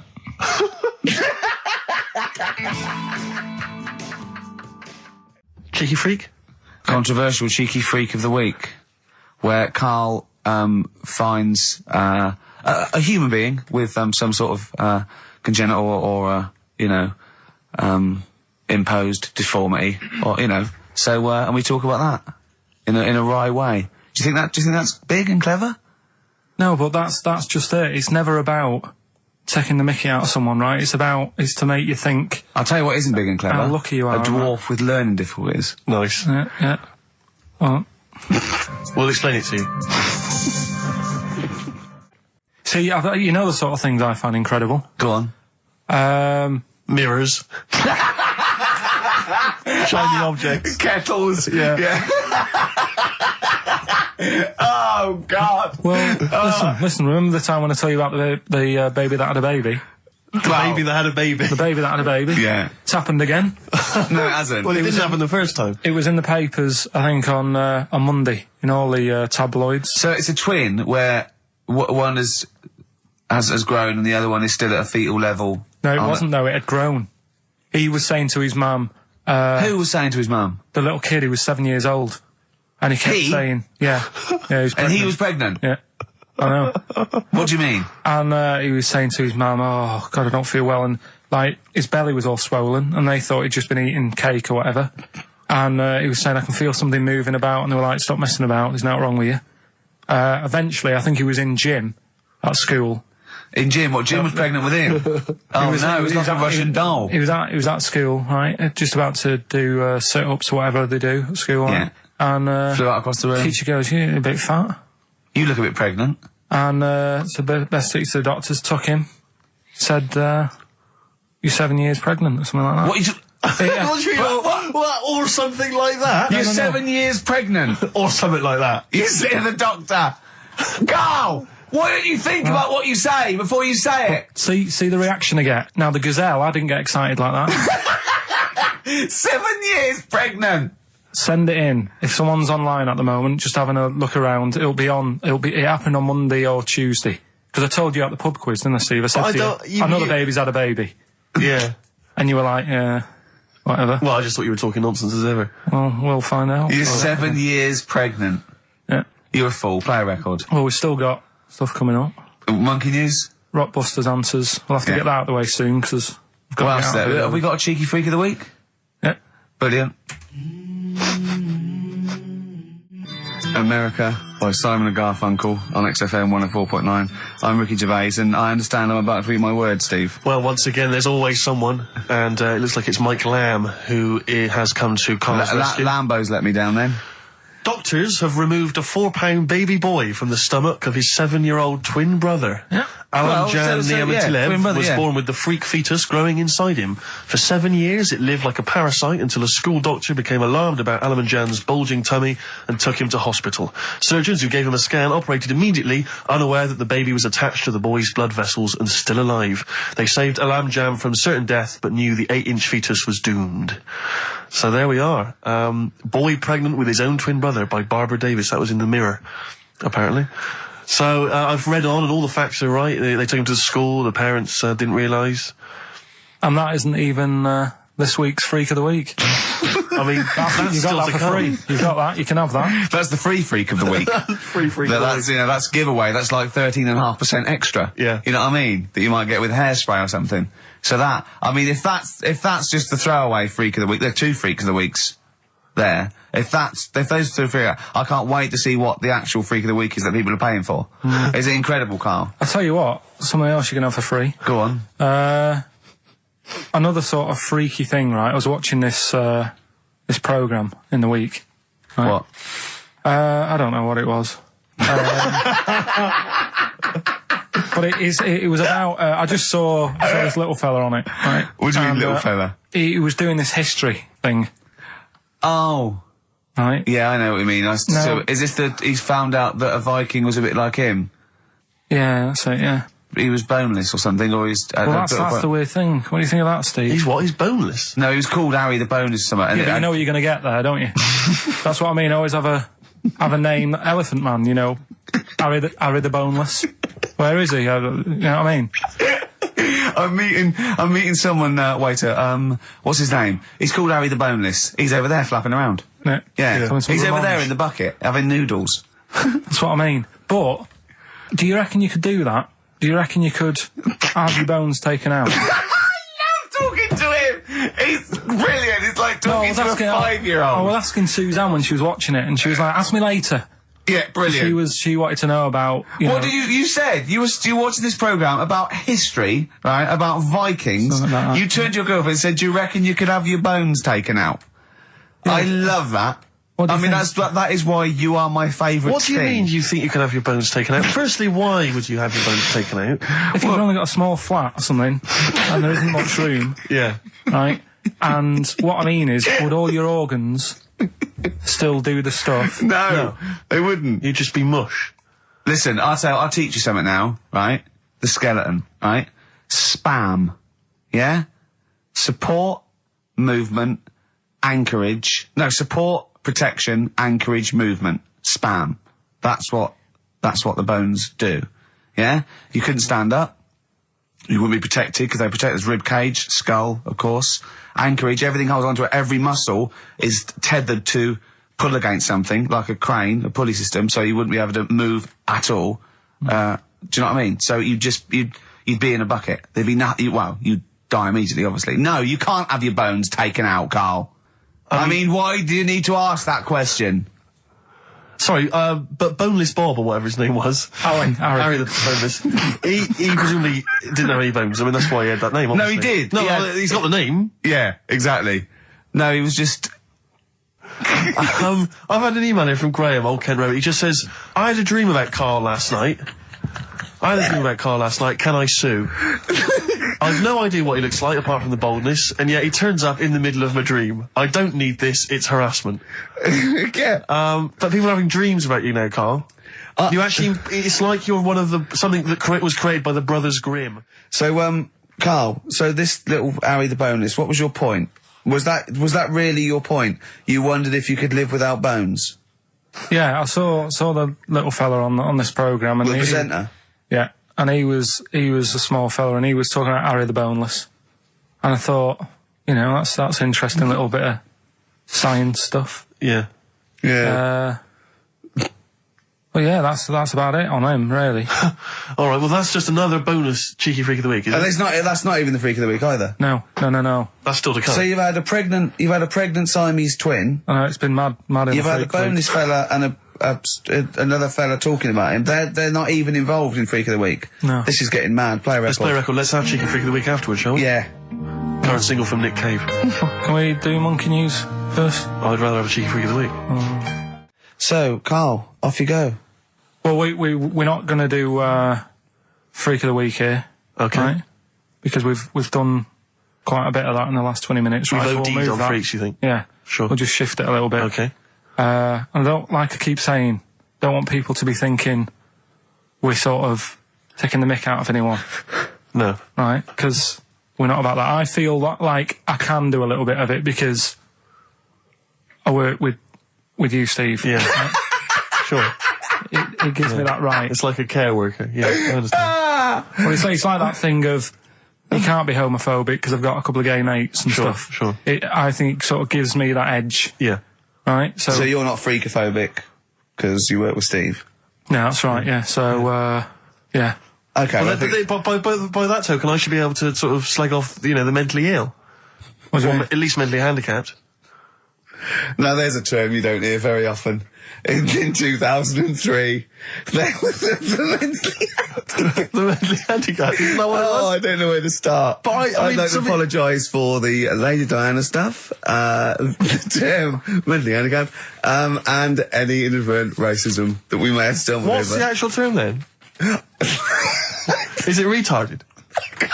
Right, come on now. Oh, chimpanzee that! Monkey news, earlier than usual. Getting excited because it's a special time of the week where we get to talk about a cheeky freak of the week? Freak of the week's coming up now. Oh, cheeky freak of the week. Right, well, we've had some interesting things we've been looking at. This week, it's about the strangest couple that ever got married.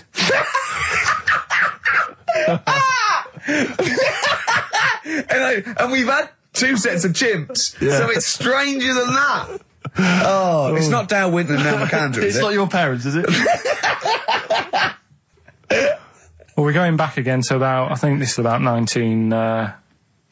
something like that. 1940. Yeah, whatever. Yeah, whatever. Yeah. Strangest couple, a fella, right?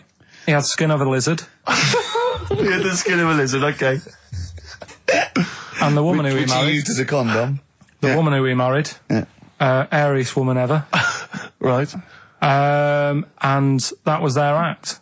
They used to tour the world, and they'd say, it's like, a couple who've met, they're having a great life. Let's get them out on stage, here they are. And they'd what do you mean out. he had the skin of a lizard, first of all? That's what it said. He had some sort of some illness. So he was called Lizard Man, and you like that because it was good description. I thought that's good. I'm here. Hello. We've booked a table for 2. Who are you meeting? I'm meeting Lizard Man. Oh, he's over there. Yeah. You know he is, right? Yeah. I'm meeting the hairiest woman in the world. She's over there. Yeah. Yeah. So what did they do for their act? Now, bear in mind that we had some Siamese twins last week, and their act was having a bath. Yeah. So I hope it's an improvement on that. What did Lizard Man? He came out and ate some flies, did he? I don't really know. I just think they stood there and that. Yeah, when you read this and it goes the most interesting fact ever, Lizard Man, and you go, that's enough. That's enough. I can extrapolate from that. Well, straight away I start thinking. I'm thinking, right. I wonder if they got the wedding photos. Right? And then, like you said, that they had a kid. Oh, what would that be like? Exactly. It'd be like an ostrich, wouldn't it? It would sort of like. That's what I was thinking. What did you think it would come out like, the baby? I didn't think what that looked like. I just was thinking, parents' evening. Do you know what I mean? You wouldn't want them coming up to the school, would you? So little Johnny, who starts off relatively normal, he's quite good at, he's good at nature, isn't he? And his mum and dad come into the room and they'd be looking round, wouldn't they? Well, it's always like that thing at school when, like, you find out your mate's mum and dad are really old. Right, Have you ever seen that? Yeah. When you go, your gran and granddad bought you? Yeah. Your mum and dad. Yeah. And you go, oh. It is weird. What's that we're talking about? He calls him mum. What was that? Oh, sorry, no. Do you know what I mean? Yeah, And that's always strange. If you had Godzilla and King Kong as your parents, and it was, they're like always fighting. They're always fighting, and like you say, you're in a school play or something, you wouldn't tell them, would you? You wouldn't want them coming out with a video camera. He didn't tell his parents he was in the... Well, exactly. You did Little Donkey, you didn't tell your dad, did you? And he came along and videoed it. Yeah. Kept it quiet, don't want them to know anything. But you didn't... What was it was meant to be playing? You had a little drum, didn't you? Yeah, I was doing... I had a little drum. I think I was meant to be playing We Three Kings. Yeah. But we started doing Little Donkey and I thought I can add a touch to this. Sure, you improvise. Started playing along. It was like the first remix, wasn't it? It went down well. But yeah, that's all I was thinking with the Freak of the Week this week. That's what I'm saying about Freak of the Week. It's to get people thinking, right? Thinking how lucky they are. That, they don't have to... comb their face. What are you talking about? What do you mean Freak of the Week is to let people know how lucky they are? Just... What about the little freak you're talking about?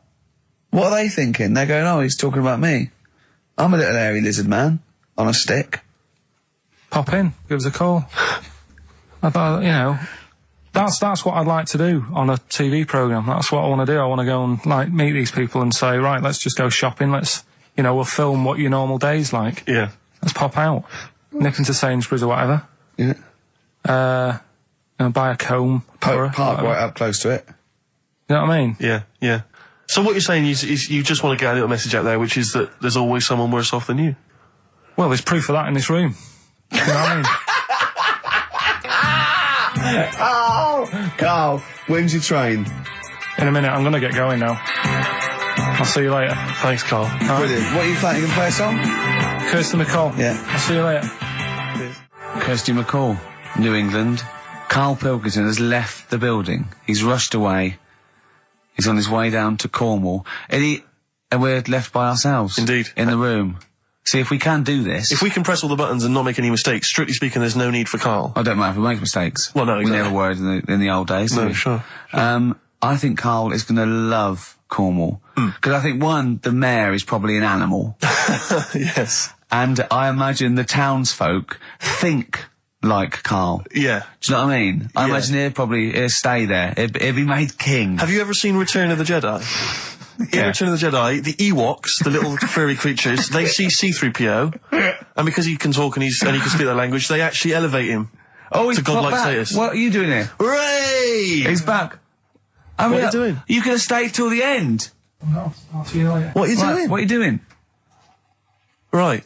Right, well, there he is. He's on his way. Yeah, if you're listening online in Cornwall, I mean, I can't imagine that's ever going to happen. But, you know... on a clothesline with a bean tin at one end and a big bean tin in London. Or if I'm cool in London. Yeah, or if the foil helmet you wear to fend off laser rays from aliens out of space are somehow picking up the show, then Karl's on his way. Look forward to meet the bold one. Because he's got a sort of like, you know, the obligatory sort of red face that would go well down there now. Because I think he's been out in the sun, or he was... pre-boiled when he came in. But he's rushing down to Cornwall now, going from Paddington Station. So, you know... If you're in the Paddington Station area, you want to pop down there and sort of wave him off, then do. Yeah. Don't be afraid. That's not a dirty sexual act. Wave him off. Yeah, I'd love to wave him off. Did you have a good holiday, Karl? Yeah, it was alright. It's alright. Went down to Cornwall. Now you're going to the monkey some odd sanctuary. people down there, Steve. Well, don't look at me, I'm not from Cornwall. Well, you're from that sort of area. Well, not really, but never genetically he means. Right. They're weird. Well, you must have slotted right in. What are they weird? What do they look like? Just all sort of odd people. A lot of old people, but not just old, sort of messed up old. What do you mean messed up old? You can't just say that. There was a woman with a funny neck. Okay, in what way was it funny? Why did she have a funny neck? If you were writing an essay, you wouldn't say there was this woman with a funny neck. How would you describe it? She sort of had her head like pointed down all the time. Like Don't do it. It's his radio. No, but just for you, I do like that. Yeah. About yeah. Okay. Right. So brilliant. I don't know. I was saying to Susan, I'm not what happened. You know. What do you think? Because Suzanne knows everything. That's the good thing about her being with you. You just ask her what happened to her, and Suzanne goes, "Karl, I don't know. Yeah. I haven't been here before." Suzanne, your girlfriend, or mummy as you call her. Oh, sparks are flying. Yeah. I got a little bit of chocolate. Can you just lick a tissue and wipe it off? Oh. Well, she said it might have been like, because back in the olden days, they carried stuff on the... The olden days? What do you mean the olden days? This woman was probably, what, 50? No, she looked about 70. Yeah. But like I do on Cheeky Freak of the Week, right? I always turn it round and we get, like, something good out of it. Something positive, yeah. I said to Suzanne, I bet she finds a lot of money. Yeah! Always staring at the ground, yeah. Oh, so dear. It was always good. So, maybe she just had new shoes and she was admiring them. Yeah. Did you think of that? Before you point the finger and judge? Mm. Or a necklace was too heavy. Exactly. So, you're back refreshed. Right, come on, Karl, we've got a lot to fit in now. We've insulted a lot of people. Only about 25 minutes to go. We've got monkey news, we've got rockbusters. Have we got a Cheeky Freak of the Week this week? Could cram it in, see how we do. Do we want it? Well, me and Karl got a joint favourite lyric now. I love you like a fat kid loves cake. Yeah. That's great, isn't it?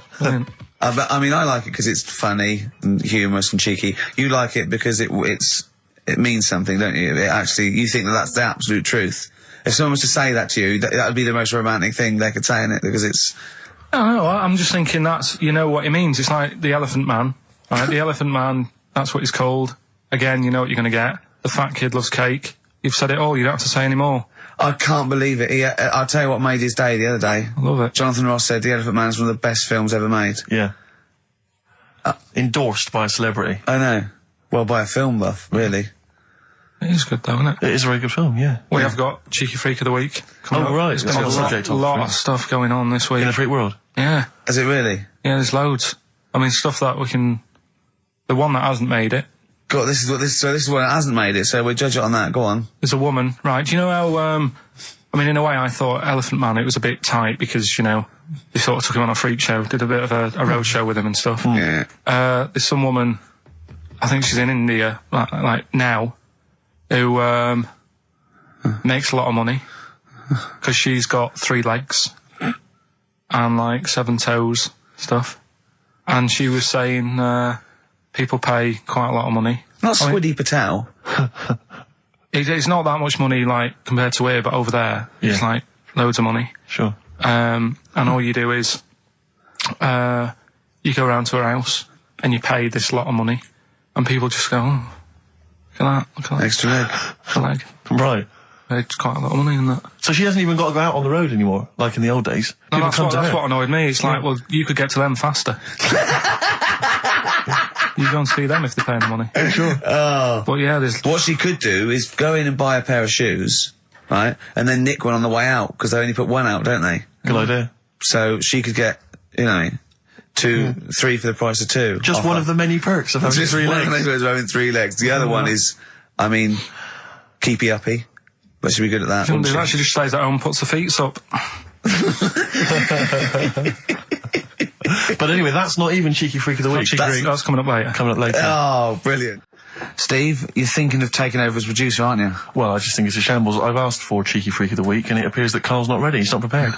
No, I can sort of remember it. It's just that I like to have all the information. Contempt for the listener. You've just had a whole bunch of adverts and placebo in order to get it ready. We're having a chat and that. Right, do you want to sort yourself out in future? Yeah.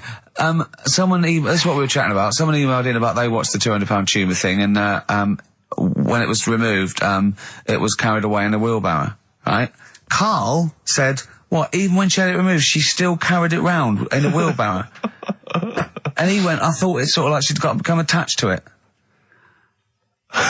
You definitely are my favourite thing in the world. It's great. Look at the way he's looking back. But I think they're all the same. The people, I have had more emails about people saying I watched the £200 tumour and I shaved me arse than anything else. When we ask questions about science, we talk, nothing, high concept, we talk about political issues. One person emailed in, they said, I tuned into the £200 tumour documentary, it looked disgusting, I couldn't watch for long. What were you expecting? Yeah. They might sing and dance? Do a little show for you? Anyway, these are really your listeners, Carl. Now, I think do you know what I mean? You find your niche, you attract your. I think me and Steve are pretty much just here. I think the people that we had in the early days, Rick, they've long since abandoned us. They jumped ship. They've got jobs. Yeah, they've got jobs. They're out now. They've been released. Exactly. Yeah, they're getting their life back together. Carl, what's the Carl. situation with Cheeky Freak? I've got like a couple of bits. Like I say, I haven't got the in-depth stuff that I know. Oh no, because usually it's it's pretty scientific. Exactly. Yeah. Do the jingle. We've come up with a new one, haven't we? Well, the freak, say chic. Cheeky Freak of the Week. Right. Well, couple of bits. I don't know which one to use as the main feature for this week. It's that good, is it? Well, there's been another one born. Little kid. Who one? 4 eyes. Insult. Just a guy who wears glasses. Come on. 4 eyes, 2 noses, 2 mouths. That's weird, isn't it? This bloke, did he also have 2 heads, 2 bodies? Sort of born slightly separately? He wasn't stood next to a mirror? No. It's weird, that, isn't it? That's all you've got. I love that. That's weird. I imagine the doctor said that. Well, Mrs. Parks, kid's got 4 eyes and 2 noses. Weird, isn't it? Any clues? Any clues? So that's it. That's all the information. Well, I'll tell you what, that shouldn't be the main one. Okay, I've answered it. But like I say, what's the idea of this feature? What do I say all the time? Dunno. I always say, think about it. Think about what that would be like. Okay. What? Giving birth to him? No. Being, I think it's a girl. Being like her. 2 mouths. 4 eyes. What would that be like? Mad, innit? I don't know what this feature is. I don't know why. Is there another one? Is that, you said that? I hope everyone took the opportunity there during that silence to just think about what it would be like. I know I was. What? Could she talk with a mouthful? What? Is that allowed? Because she's got 2 mouths. Yeah. Would that be alright in her house? She'd be eating. Yeah, she can talk with one mouth and eat with the other, I suppose. Well, listen, the main one, right? You've thought about that, that's good. The main Cheeky Freak of the Week, I haven't got all the details. Smallest person ever. Right? How big would you say that is? Carl is now sort of like holding his hands up like a fisherman, long ways. That's about 1 foot. Right. Smallest man in the world. I printed the thing off and I can't find it. There's a little picture of him. Right. The odd thing was... But why have you asked me how... Did it say, or was it a picture of him? I didn't really read it. Of course you didn't. Jesus. I just saw it and thought, oh, that's... What, you straight away assumed it was natural size? No, it was that big. But what do you mean it was that big? Little fella, like that. But why are you doing that? What? It was a page with a little fella. How do you know that was natural size? No, it was, because he said it's world's smallest man. And the funny thing is, I've read the first line. I always read the first line. It said, world's smallest man. Well done. The weird thing is, he got an head like a light bulb. The shape of it, apparently. I don't know if that's got anything to do with his shape and face. God. That big. His name's Mr. Watts. And the annoying thing is, what got me is, if you're that big, right, don't have your picture taken next to a fruit bowl. Why was he having his photo taken next to a fruit bowl? Don't know. Whoever the photographer was, obviously having a bit of a laugh. Yeah. At his expense. Because you would just stand in the middle of nowhere, you'd look normal and that, but he was stood there, just leaning on an apple. Leaning on an apple? What is this? In what world do you inhabit? Well, this was on the internet. Leaning on an apple? Was it Tom Thumb? What is this? Are you sure it wasn't some sort of sci-fi show they're advertising? No, it was leaning on it. Can you just lean on the apple? Just lean on the apple there. Do me a favour, you stand next to my chihuahua. You're not taking the piss, are you? No, not at all, no. Would you mind leaning on this matchbox? Yeah. Leaning on an apple. And that's what, so it just said, is the world's smallest man leaning on an apple? Smallest man, said about his head being like a light bulb, I don't know what that meant. And I just thought, right, that'll do. That's that sorted Cheeky Rig of the Week done. I think that was on like Monday.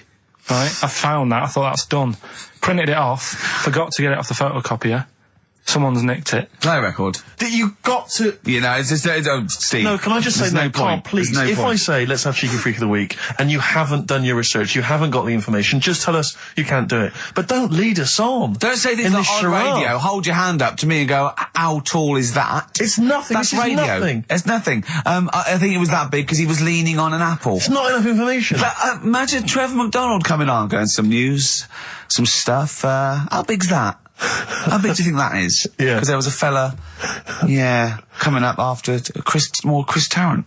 Play a record. I'm angry. I'm actually angry. And if Monkey News is in any way similar, you've really pulled your finger out with that, have you? Mm-hmm. Good. Let's have Rockbusters answers next. Silence is easy. Star Sailor on XFM 104.9. Right, it's the quiz of the week. If you want to go out and do some shopping, this is probably a good time, and come back again for about 1:15. But don't forget, what I will say is, even though these clues, we're going to do songs of phrase, by the way, where Carl picks out a phrase that he might have said once, tries to find words from songs to put it together. You've got to guess as many as you can, song or artist, I can't remember. But even though you might look at it and go, that's mental, I don't know any of them, you might win if you get 2 right. I mean, I think the winner last week got about 3 out of 3 Well, or I have 7. to be honest with you, I mean, last week, Rockbusters, surprisingly, was a very, very popular quiz. Yeah. It just happened to be awful. Yeah. This one is pitiful. I mean, it's truly atrocious. Yeah. And it really doesn't even have a fan base. I mean, there's no one championing this one, Carl. Last week, seriously, mate, I got about Carl's face. 7 or 8 replies. Oh, God, that's terrible. That was like when you told a kid that you couldn't afford a Christmas present this year. Look at his face. Yeah, it is a bit distraught. Carl, it's like Chris Evans' face when they said they were cancelling Girls and Boys. It's like, but I can come up with great TV game shows like that. No, you can't, Chris. Not anymore. Oh, his little glasses slid down his nose. I'm the guy who don't forget your toothbrush. Yeah. What was that money you owe me? No, you owe us. Oh, believe it. All right. So, will I just play it to you and whatever, Carl? Try and work out what the phrase is? Sorry, it's a phrase that might have once been uttered on this show. It was said last week. Oh, right. All right. Okay. Brilliant. All right. Here we go. I know you're just 16, but looking all of 21.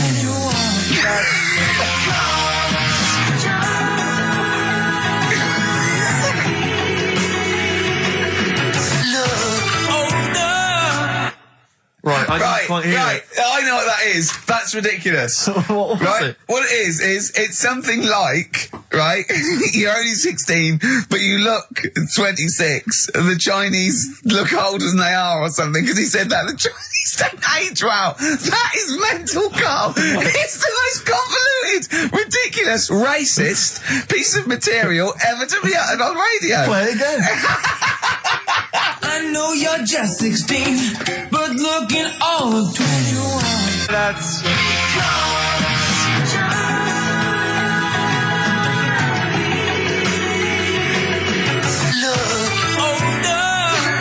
Okay, you're just 16 and looking all 21. That's because the Chinese look older. Carl, you've gone mental. All right. Oh, that is amazing. So, there you go, the well-known phrase, you're 16, looking all of 21, that's because the Chinese look older. Well-known phrase there, sweeping the nation. That'll be up there with "was up," and "shut that door." If they do a poll, right. Okay, Flat, we're after the artists. Just the artists. Yeah. I know you're just 16, but looking all of 21. That's...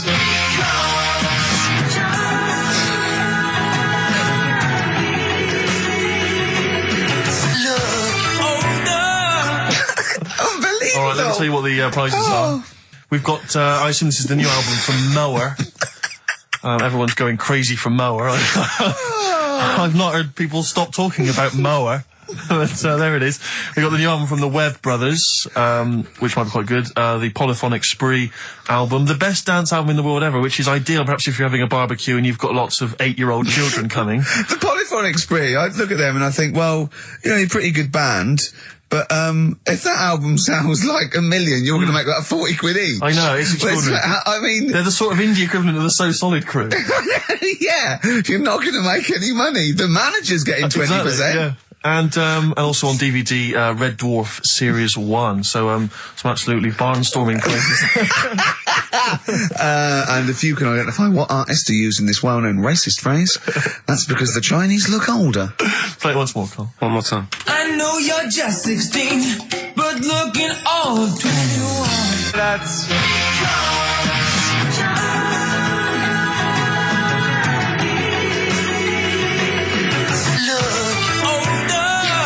Oh, Ricky.Gervais at XFM.co.uk. Play a record. This is radio. Panic, the Smiths on XFM 104.9. Well, we've done the first half hour, which is mainly genital related. Then we've kicked in with some racism. You have to guess what artist. It seems just a couple of emails just to update you on what's coming in here. Go on. Natasha has emailed us. She says that she's of Chinese origin, and at 27 she often got mistaken for 24. So your notion that Chinese people don't age well is obviously factually incorrect. Yeah, well, we didn't need... Thank you for playing, but I mean, honestly, trust us, Natasha, we didn't need you to tell us that. We know Carl is talking absolute nonsense. Wait till you get to 30. Oh dear, no, this is quite a nice email from Paul. He says, let Carl know that I have a Chinese friend called Oi. Imagine the confusing and amusing situations we get into. We're out and about in busy Soho. Is his surname come here? Or lightning wit from Carl. Wait That's nice. till you're 30. Yeah, I know. Brilliant. But no, actually, we've had a surprising response to Songs of Phrase this week. Despite the fact everyone has agreed that it's racialist, they've nevertheless had a go. So keep your answers coming in, because we may as well. You're a hit, Carl. You're a hit. What, have we still got monkey news? Yeah, don't worry. Oh no, we got to do, oh look, play a record, we got to do the results. And then we got to do monkey news. Could we quickly do the results? Well, you say we've got to do the results. There's not people hanging on for them. Let's don't do it, just knock it out there before. Well, let's play a tune, let's come out and do it. Eddie and the Hot Rods, yeah, surely. Carl, quick, the results, then monkey news. I need some monkey news, but I need the results first. Right, play it again and give the answers. Here we go. Songs of Phrase. Songs of Phrase. Name the artist. Name the artist. I know you're just 16, but looking all of 21. Hue and Cry. That's... Who's that? Hang on. It's not our fault. Well, that's Philip Bailey again. That's too little. Right, it was... That was Roxette. The Look. Yeah. Right, we had You and Cry started it off. Yeah. 16. That was Dean Martin. Because Jane's Addiction. Yeah. Because Chinese Philip Bailey. Philip Bailey, that's second outing he's had. Last one we used him for Chinese with as a hairy Chinese kid. He's never got so many royalties being used in racist game shows. Brilliant. Then Roxette and finishing with George Michael. Oh dear. So brilliant. Right. Who's the winner? Well, the winner, actually, it looks to me like he's got all of them here, from Bognor Regis. It's Stuart Birch. Well done, Stuart, and you get that bag of tat. Bognor Regis. Yep. Oh, just need his takes address. me back as well. Yeah, if you just email in your address, Stuart, and you can have those goodies. If you're not interested, don't bother. Do you want to do you want to set up Songs of Phrase? Yeah. Oh, God. If you've not heard the show before... I thought we weren't doing this week. I thought we weren't. No, we'll do it once, right? And then next week's the last one, so we'll do Rockbusters. That might be the last one ever, depending on whether Carl decides to come back in October or not. Exactly. I'm bored of it. I told you I'm bored of it. Why are you bored with it? I get bored quick with stuff. Yeah. I told Suzanne the other night how lucky she was. I haven't got rid of her yet. She's... Do you know what I mean? Things... You put on a soft music though first, didn't you? You didn't just start getting that right. You know you're a very lucky girl. Sorry? Well, I usually get bored with you and that. Yeah. Oh, dude. You're lucky you haven't pissed off. Yeah. Do you want all the champagne or what? Well, she was annoyed the other night. What's that on your ear? Don't worry about it. Where'd you get on? We're walking to the pictures, right? To go and see Bruce Almighty. Sure. Why? And, just something to say, innit? Yeah. So you were trying to sneak in the back. So, on the way, cutting across Leicester Square, and those fellas who sell roses, he comes over, do you want one? Do you want one? I said, don't do that, she's allergic to them. Right, so he'd go away. Yeah. She got all annoyed about that. Because she's not allergic to them. Well, she's not allergic now, but they're about £3 each. What the point of that, Carl, is not that she really wants a rose, it's that you're willing to spend £3 on her. Taking her to the pictures. How much was that? That was £8 each. Did you pay for it though? But didn't you ever... If I know you had her dressed up as a small child. Yeah. Me and my son, please. Or you made her sit on your shoulders and wear a long coat. Yeah, exactly. Anyway, listen, Songs of Phrase then. You paid for her to go in and then you went and had a pint while she watched it. Yeah, there's no point in both of us seeing it, but tell me about tell it. me what it's like. Oh, right, Songs of Phrase. So let's explain what Songs of Phrase is. You do it. Okay. Oh, really? If you think that Carl is bored with life, then you will be even more bored once you have heard this particular quiz. The gist of it is that Carl has taken a well-known phrase. Well, no, I'll stop you there. Not a well-known phrase. Something that he said once. On this show. Yeah, probably. And he's somehow compiled together a number of different songs which have somehow built up that particular phrase or sentence. If it's anything about Chinese people, Philip Bailey will be involved. That's all I can say. Okay, let's hear it then, Carl.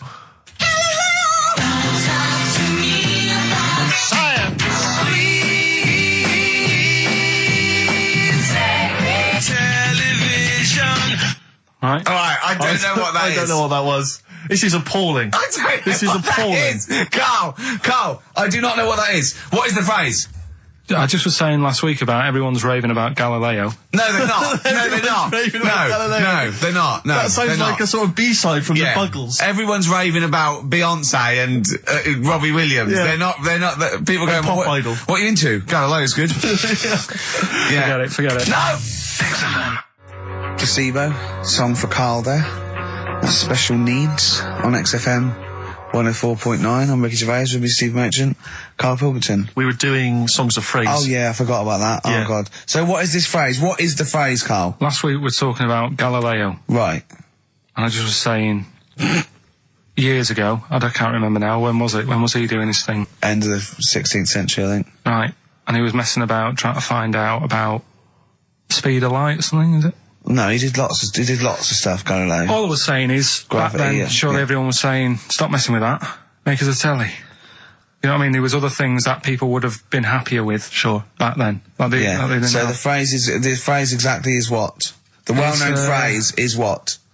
Galileo, it goes like this, doesn't it?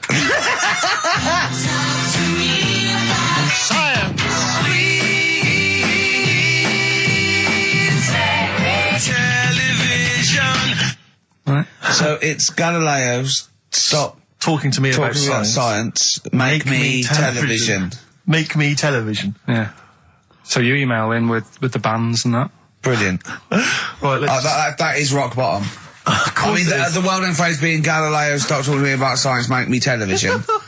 As a well-known phrase, is one of the weirdest things I've forget cheers out of windows and things like that. That is the weirdest thing I've heard on radio as a competition. Can we have that one next week? Okay, well here are the prizes. If you think, Rick, if you think the quiz has hit rock bottom, wait till I tell you these prizes. No, brilliant.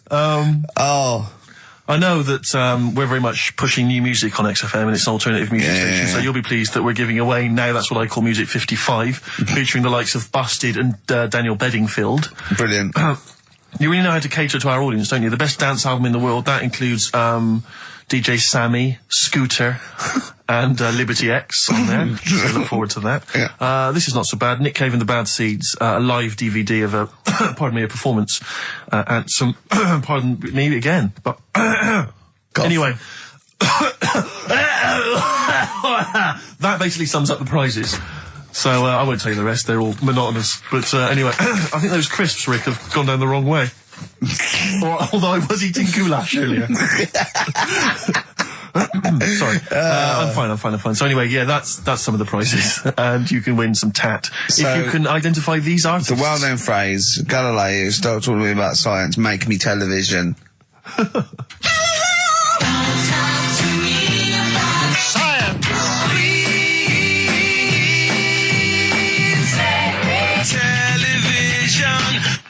I'm just emailing. But easy this week, I think. Those, yeah.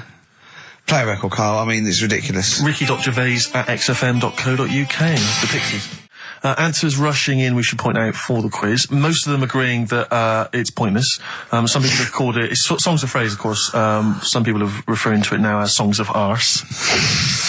Which is more than appropriate. But you'll be pleased to know that it's ending this week, and next week we've got the return of the even more pitiful Rockbusters. For the last one. That's back for the last one. We perhaps also need your petitions to Karl. If you want us to stay on the air, then you need to petition Karl, giving good reasons why he should stay, why this show isn't boring, or rather why he shouldn't be bored by it. I mean, you're bound to be bored as listeners, but obviously he's running out of steam now.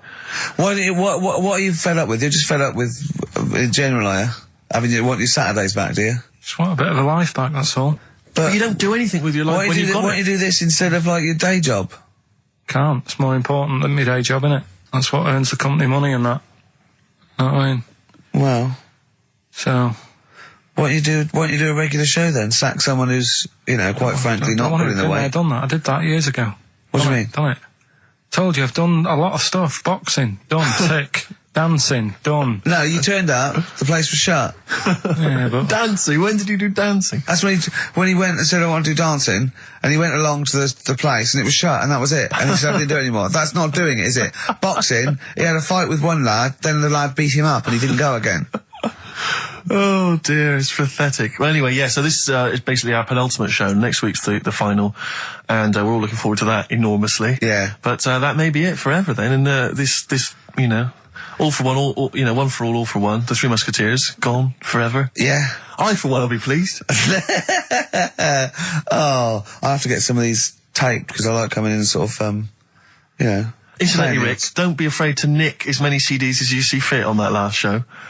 People have already nicked them. No, I know, but just take whatever you want. If that Four Non Blondes is still there, isn't it? I think it's still there. Because I don't want that to be nicked. Yeah. And I got a feeling, because I don't think there's any Smiths in the library, but there's quite a lot of Gina G. Really? What? What was that sigh for? Nothing. What? Ooh. Play a record. Monkey News is on the way, plus the results. This isn't radio. You've got to keep talking or playing music. Play some music? Yeah.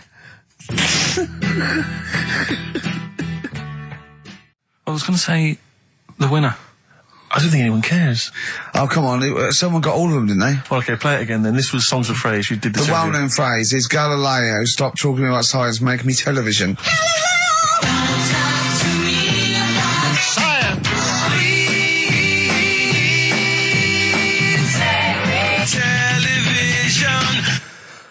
The most convoluted, banal quiz on any radio station ever. I mean, I'm including Moyles, Chris Evans. Do you know what I mean? Simon Bates. That's worse than anything they ever did. Apparently, Channel 5 have bought the rights. Anyway, what were the answers, Carl?